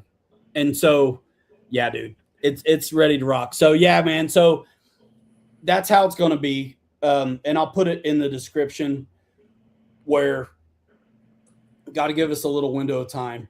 The Scouts are really ready to go. I'd still give it a week lead though. Well, sure. Absolutely. Now, the ones that are painted, you see a picture of it? Yeah. Ready. That's it. My teal one's on there for a fraction of the price because it's pre-production, because the bumpers are actually part of the body. So, but it's got the pink and the teal plaid seat. That makes the difference, guys. Just saying. 1969. Let's go. Yeah, man. That looks familiar. I think I painted that about this time last night here. Painted it with carpet. Dude, that paint job is rough and sick. You're right. I like it because it you know what? It gives it some flavor. So don't say anything. I know what you're thinking. Don't do it. Don't do it. Don't do it. Wild Bill, yes, sir. Bumpside High Boy, what's up, Bill? It's so nice. A bobtailed bumpside. The windows are more complicated on this one. Yeah, they are. The Scout styled. Scout windows are a piece of cake. You'll get the templates and everything for the front and the wing windows. Yes. And that's a piece of cake. But yeah, the Ford is a little bit more of a... That front windshield's a little bit of a trick. Yeah. How did you do your windshield on your Ford for the SCX6? Did you heat it up? Did you heat it up at all? I have Lightly, done some of just that. I've done heat before. to Yeah. get it to form to that, specific shape. Yeah. And here's what's interesting too. So in the files should be a template for the window. It needs to be flattened out and then used as a template to cut clear. Right. And then you gotta get it in. Seeing, you know what? From being a former president of a local flying club years ago, when somebody would make a great suggestion like that, that is on you. Oh, is that the answer on the window? Yeah, right. Like, we need to have a template. Great idea. That's on you. So shop decals. Are you all gonna do shop decals? What, like 3D Fab Factory? Is that what you mean? You know, the back to the front windshield in that template. If you take and heat something up a little bit or get it to where it fits right, and then just we can flatten it back out, and then that'll give us that whole That's what I'm thing. It's saying. pretty simple, really. Yeah, so I'll print the template Yep. off, which is going to be round already, Yep. and I'll flatten it out with heat. Then I'll scribe a piece of stuff. Do you have a window template for that? Look in the files because he's got all those window files. That's what those Yeah. are. Okay. All right. Cool. No, perfect. Yeah. So for the back, the So it just wing, yeah, we'll have to check it out. It just needs to be to the right percentage of scale, and good to go. Okay. Perfect. Yeah. Awesome. Yeah. Easy peasy. I'll need to play with that. Yeah. Awesome. Once you get the curves going on a window, it's way trickier than what it was for the Scout. But I've done them. Yeah. You actually really do a good job with making those fit, those windows. Thanks. You do. Ryan does a great job with the detail part of it, like really, really well. Yep. The curves are it's something. It's a something. Well, even the square ones are flat ones are we made a serious improvement on the Scout to make it easy for everybody. And I'm still trying to decide. My plan, honestly, was to cut them for the people. So they just got to install them on the kits.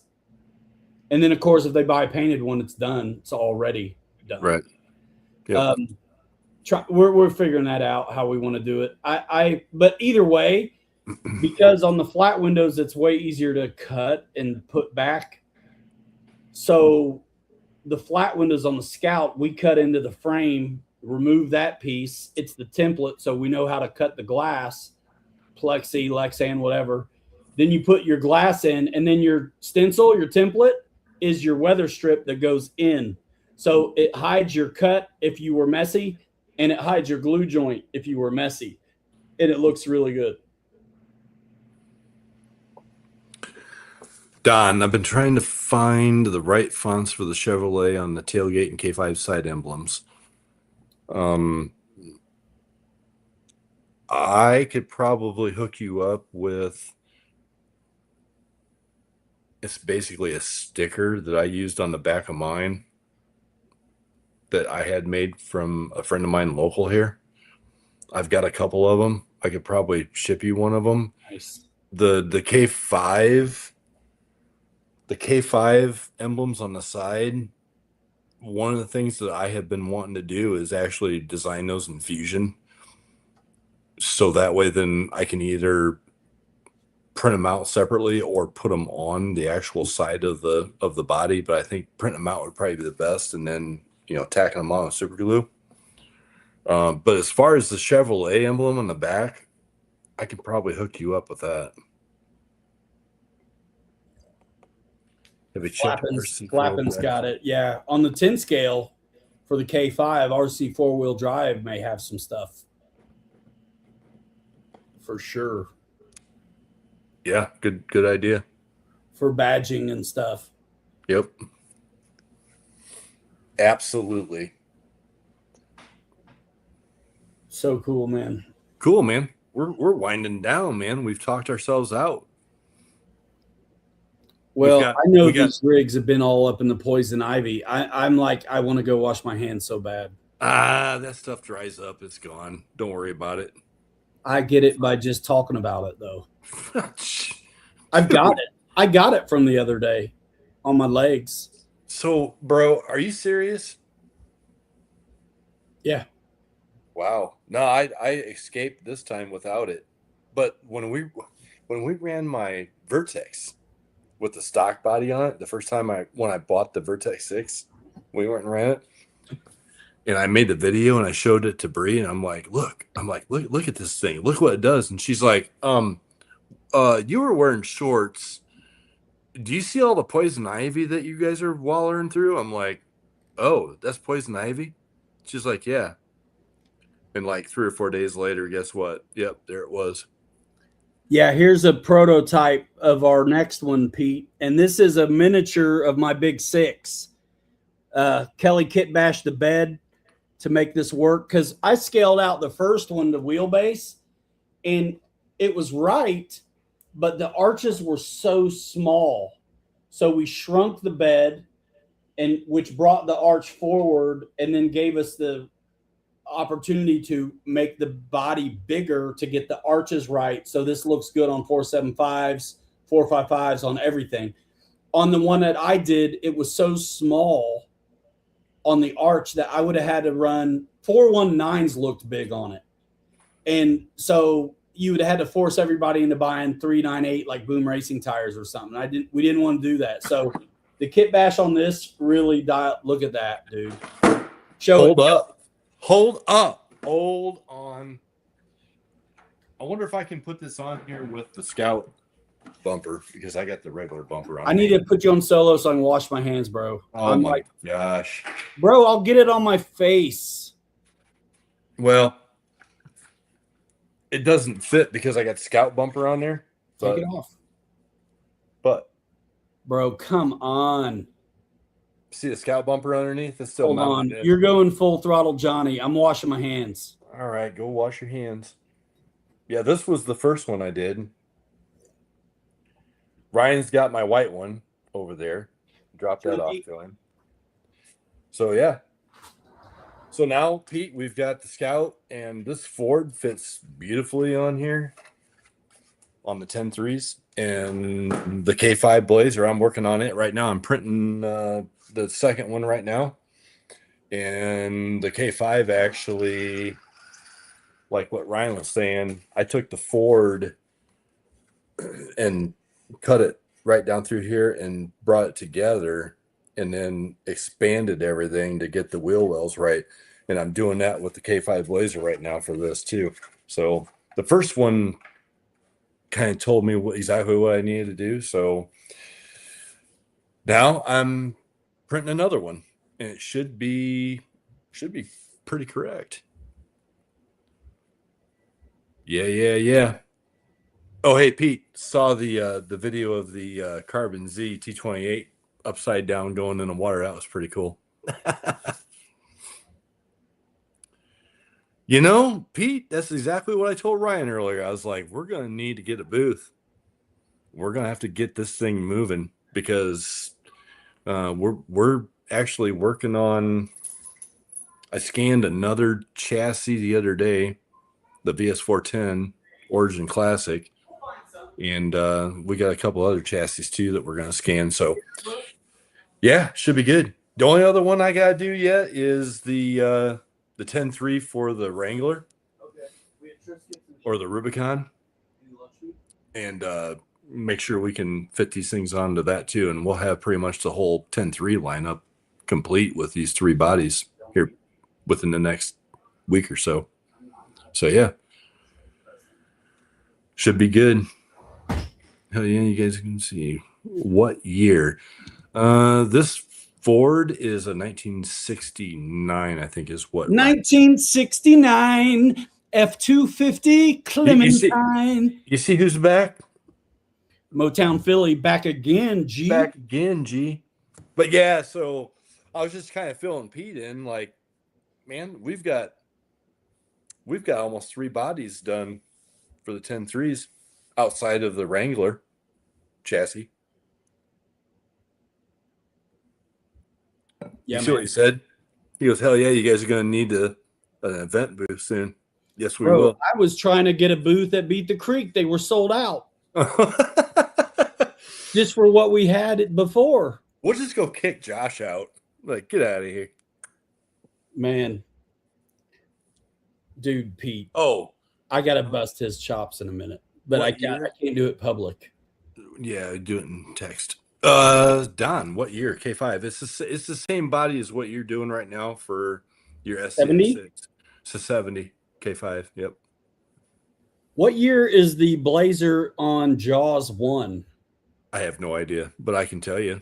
75. Okay. I think. What was that other truck that we talked about this a while back that was used in several movies? Overboard was one of them. What was that? Was it a Dodge? It was like not your chops, really. Just sometimes I need a witness of my discontent. Oh my gosh. And sharing with someone who maybe gets it. So do this right here. So yeah, dude, that was the Dodge. Bro, Kurt Russell was driving it. It's a weird extended 4-door truck. All right, it was going to be a nightmare. I'm gonna Google it real quick because I'm curious. Thanks, Overboard. Is that it? Truck, because it was in like what 3 or 4 movies, I think, wasn't it? Didn't you tell me that? Yeah, it was. I think it was in National Lampoons or something. It was like the bad guy rednecks were driving it, and then when they're going out to go get a Christmas tree, yeah. And then Kurt Russell or whatever. I like that color blue. I would have made that truck already, except it's 4-door.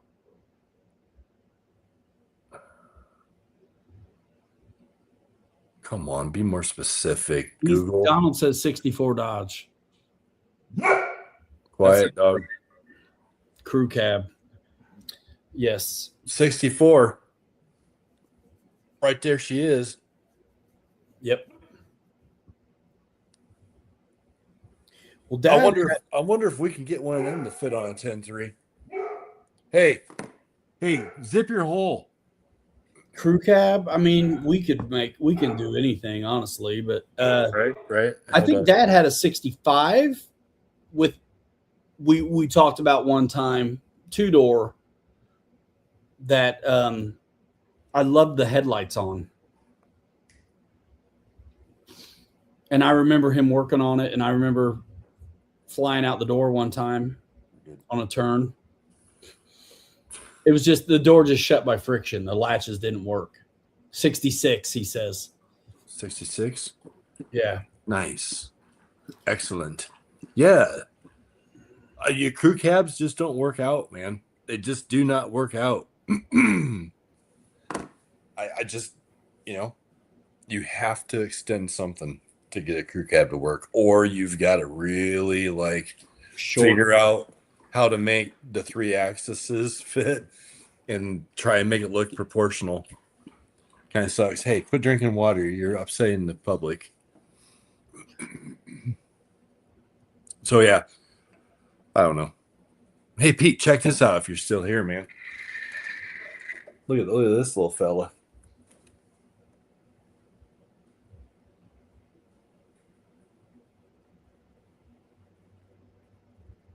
The old Tahoe. Don, you haven't even seen this, and you've been asking about it.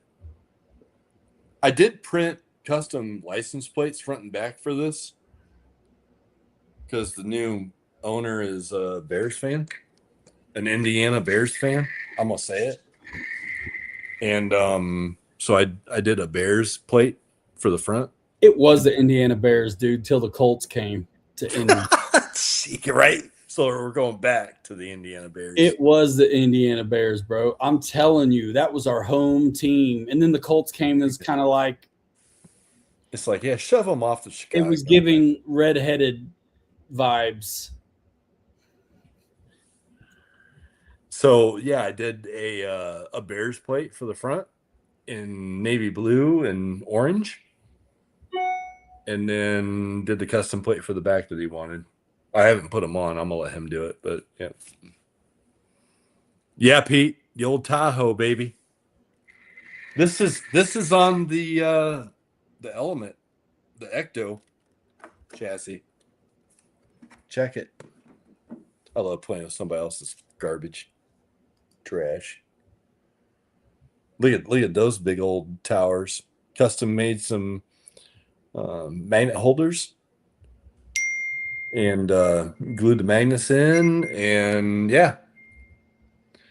And I can actually pick this whole chassis up with the body on it from the body. It's pretty crazy how strong. Look at this. Look at that, guys. Pretty cool. Pretty cool stuff. But yeah, this has got the hot motor, the Spectrum motor system in it, so it should rip pretty good. But yeah, it's a Tahoe. Well, we've been working on it for 6 months. Yeah, man.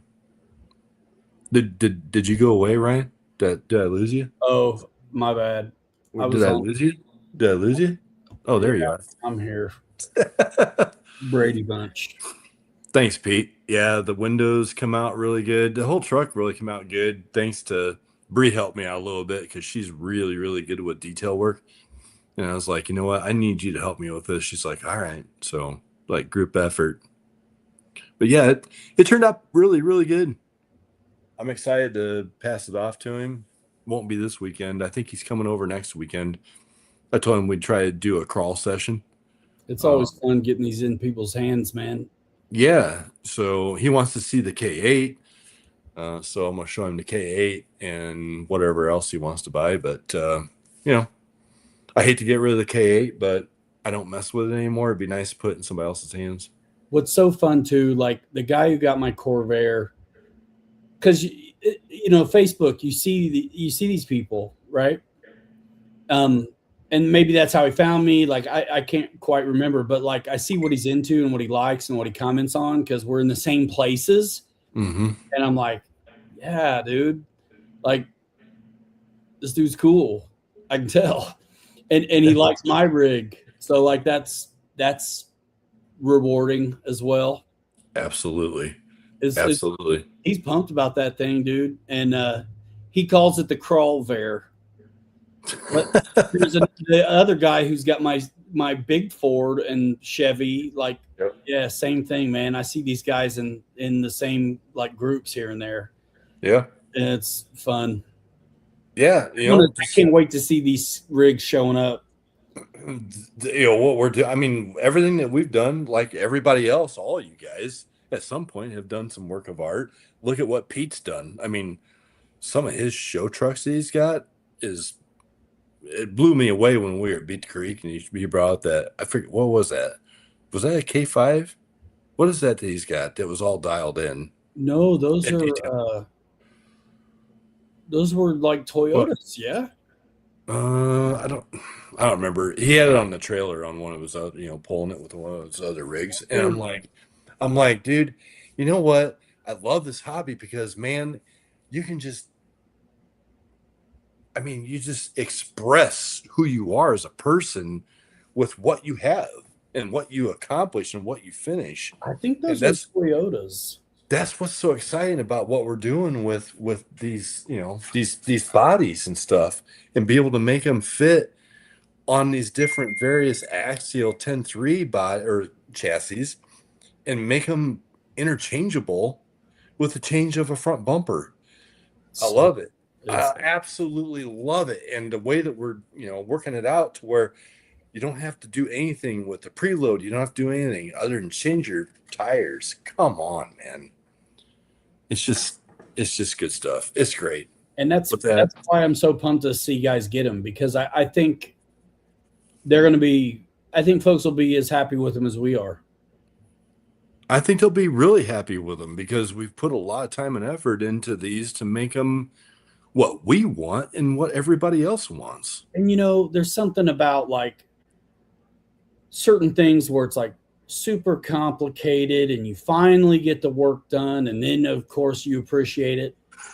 These, I think you're going to get there way sooner. And part of the appreciation is going to be how easy it is to switch them. Come on, bro. You hear that click? That's the click of perfection right there, guys. And Ryan has worked me over the coals a lot on this for good reason. And because, I spend a lot of my nights and weekends and early mornings in front of the computer dialing the stuff in and moving things. And when you do something and then it's not right and you gotta go back, and sometimes I gotta start over just because of where I'm at with my knowledge on some of this CAD stuff. But at the end of the day, it just keeps making me stronger as a person because I keep learning more and more and more. And to see the stuff come to fruition and make it work, like when I dropped off that Ford today to him while I was out making my calls, it's like he put it on his and he's like, come on. And I'm like, that is perfect. Like, I probably didn't even say nothing. I just stood back and looked at it. Right. Oh yeah, you're still absorbing it. That's why that's why I left that there with you, bro. Yes. Yeah. No, it's good stuff. Because between the both of us, man, like, listen, sometimes you just want to move on. But hey, what about this? Hey, what about that? And what's cool about what he's learning is that one night I'll ask him a question. And it's like, man, don't know, haven't crossed that bridge before. And then the next day he'll have a rendering of it. He figured out how to do it. Right. And I spent I think it was the whole weekend and probably part of last week on these lights and buckets, playing with settings, playing with the AMS multicolor print, learned a ton of stuff, which will apply to, really everything in regard to better fidelity. And exactly. These printers, my Bamboo, by the way, and a lot of printers for that matter, are rocking out really good stuff by default out of the box. But if you're willing to just ask Google how to do it or how to make it better on this or that, and be specific, what printer you have, what filament are you using, someone's already been here and done that. In the settings, you can just plug them in and try it. And what's really been great about doing the lenses is because they're small. So instead of a 7-hour print on a half of a body to see if how it's gonna take, I can do a couple lenses at a time and see what's up, right? And then refine it. And some of these lenses I got look like they're not 3D printed at all. I mean, it's bonkers. And then some of them are as ugly as sin, and you can tell all day long. And those lenses are still fine. Yep. But my thing was, like, I spent a ton of time, first of all, using the 2-color print to see if I could do a silver bezel on that rear light. And then I got it to work, and then I got it really smooth and to look really good. But every time I did it, I didn't love, because the clear filament, it's got different additives than the silver stuff. And so it just never stuck as good as I wanted it to. It was too easy to break the bezel off. And so I'm like, let me look at the Scout pictures, because I know that only it seems like the Restomod bezels are actually a different color. But like when you look at all the stock photos of a real one, what you see is that the won't focus, but the bezel is actually also red plastic. And so I was like, okay, I'm going to quit fighting the AMS. Let me make the lens also the bucket and the receiver of the light bulb if you decide you want to run lights also. And what's nice about this, instead of being a lens, is that when you install it on the rig, you glue it in from the back side. So if you got a pretty paint job, you don't have to worry about making a mess because you can glue it in from the back. If you want to run lights, you can, but you don't have to. Yep. No, those lenses look fantastic. Those buckets and lenses. And the marker lights, Kelly thought he was done. And I was like, nope, I need you to cut a hole all the way in where the marker lights are. So I can also run the lens is the bucket. These are the ones that went inserted into the holes that were in the stock. Yeah. In the body. Yep. Yes, so the stock, and they're shiny, man. They're perfect. So the stock lens for the marker light, there's a hole in the valance at the front clip and this is the design. So it just, you couldn't run a bulb in there if you wanted to, but you can put them in and that's fine. You don't need to run a bulb. I had Kelly cut the front valance up so we can run a marker light that is the bucket and it fills the hole all the way. If you want to run a 5mm bulb, you can, or you can leave the support in there and it's just solid. So well thought out, dude. I'm whatever you want, chef's kiss. We got it done. Well, and he'll make it, and then I'll design to it on these lenses. And I got the light. I got the front ones dialed in too. It's pretty dope. Yeah. It's pretty dope. So, yeah, some of my scouts have the original, the guy who makes these files are just to look at. And we've taken his files and made him work for RC. But now we've really taken his files and made him work for RC down to every little detail. And so everybody knows, Ryan and I have had many conversations with the designer. Yep. And he is on cloud nine with what we're doing with his stuff and turning it into an RC grade body, especially with having the ability to pull one off, put a different one on without doing anything. So, I mean, it's just cool. So yeah, we've already crossed that bridge with him, and he's pretty stoked and excited for what we're doing with some of this stuff. I want to show you guys. So that's how it came stock. And on my red one, I actually opened this up so I could run lights. And I used the soldering gun to melt it out. So the stock, and I actually sized these up bigger so they friction fit. They were too loose and too small. So even the stock ones I made better. But so that's the stock one. But we've changed our files to accept the big square version, which I'm going to show you. Dude, check this out.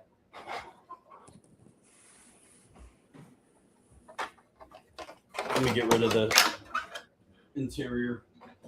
I'm not glued up. That just came off the printer. So now you can see the bucket marker light goes all the way through. And it fits just the same. Looks fantastic. So you saw the little hole on the stock one. Let me press one of these out. By the way, they're friction fit. Like they don't fall out. So I had him put a hole in there, a square hole for me. So whether or not you want to do lights or not, you get a better lens. Because think about it. If it's just a face of a lens, if you do bang up the front, it's way easier for it to come off. This is going to be, again, glued in from the back, not making a mess on your front end. And it's got all that contact area where your glue is going to wick in around that square, and it just solidifies the whole deal.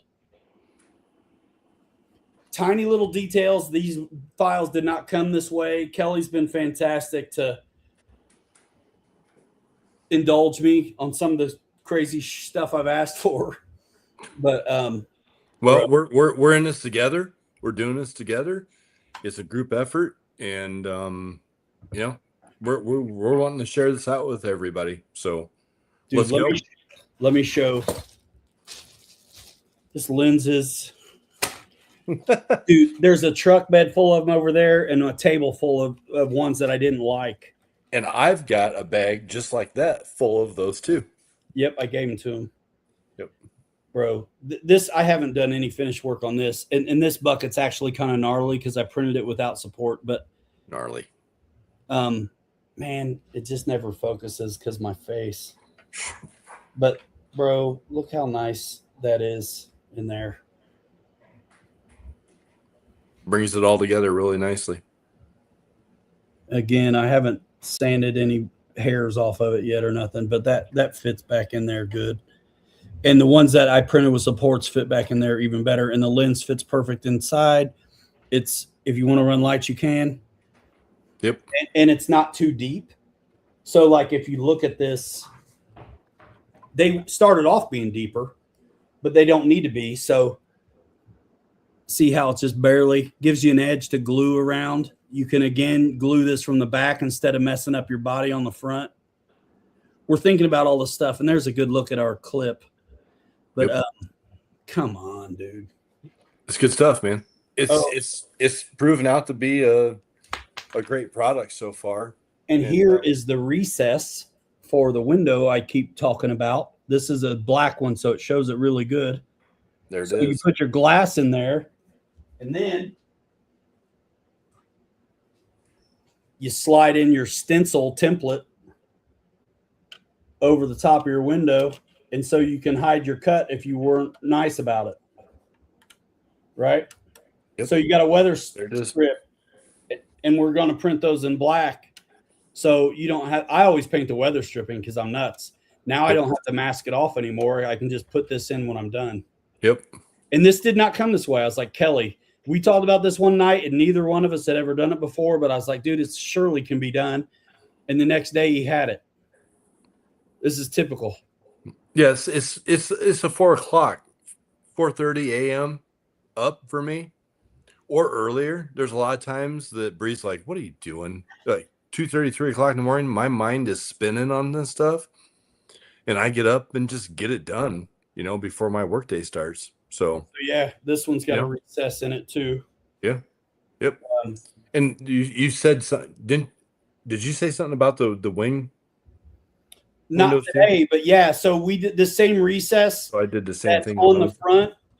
We created a recess on the back of the wing windows too. So another instance of you don't have to be perfect to do it.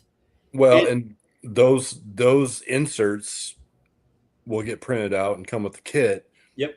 That I cut out and pulled out of there, so that way they're perfect stencils. So yeah. And the truck top and the box back, the only place we had to do this extra work was the wing windows in the front, because the truck topper and the box back are recessed on the inside. So you can hide your work. You do your glass a little bigger, you can put it in there, and then your weather stripping is just molded into it here. So Yep. So the back of the truck top, the back of this, the side windows on the box back aren't an issue, but the wing windows and the front windows were, and we fixed it. Yep. Cool. We've talked enough about this tonight. Now let's let these guys go do some pre-ordering. And There's no listings yet. I'm ready to go take my dog outside and say hi to the river for a quick minute. So Yeah, I'm ready to bolt. Been a long day. Don, I got an X1C. X1C, yes. And if you're shopping printers and you like bamboo, there's a link actually should be in the description as well, which helps support the channel if you use it. Same thing with Amazon, AMA, and Horizon. Yeah. And Cool. the RC3D Fab Factory. So new listings will be coming up. We're going to set this Ford up for pre-order, it looks like, and we're going to get the Scout one going too. So stay tuned. Keep an eye on that. And you guys are here in the room. You're already our peeps, so you know how to find us other ways too. So anything, just ask. All right. Yep. We're going to do it. We're going to go. I haven't had dinner. Kelly knows I went right from work to this. I haven't had dinner yet either, honestly. It's pretty much the same for me. So So yeah, good work, man. We're super pumped. Thanks for coming by. And thanks, Donald. Whoever gives you the most value, dude, you know what I'm saying? Oh, thanks. Fred's got my bamboo link right there. There you go. There it is. I'd like to thank them, man. I don't thank them enough, probably. I've got over 2,000 hours on that thing. And anytime I've had to mess with it, it was my own fault. When people talk about Pet G being hydrophobic or whatever, hydroscopic, they ain't lying. You want to have that stuff dried out when you use it. But I've become a master at unclogging hot ends, extruders, the whole thing. I even know how to do it now without, depending on what's my problem. I learned how to heat up the nozzle, force the extruder, and clear itself. So sometimes I can fix it without even having to take stuff apart. I've learned a ton. And that's what we get with like you tackling some of these things I'm asking for, and we're coming up with problems that need solved. Yep. Me wanting to refine these lenses to perfect. Right. Yep. These things don't look like they were printed on some of these lenses, dude. And I worked hard to figure out how to do it, and it can be done. And on the small stuff, it's easy to experiment and make it happen. Ironing, slow it down, layer line height, blah, blah, blah. I can really kind of clean it up where it doesn't need a lot of finish work. Because Kelly knows I'm the guy who's sanding light buckets. Because through. Yes. Bezel to look nice. And so it's easy to experiment and learn on that small stuff because it's 20 minutes. I can see what it looks like versus taking a gamble on 7 hours and then seeing on a body. Guys, we love you. We'll see you in the next one. We're out here in 5. Hanger Rats forever. We'll 3 you later. You're too good to be forgotten. We'll see you next time. Show us what you're doing on RC3D Fab Factory Facebook group. Check out the short form links in the descriptions of all the videos. Thank you guys so much for everything. And holler at us, man. We are making some stuff that is pretty cool. And it's going to slap right on what you got. That's right. That's right. See you guys. We'll Take see. care. Bye-bye. See you next week.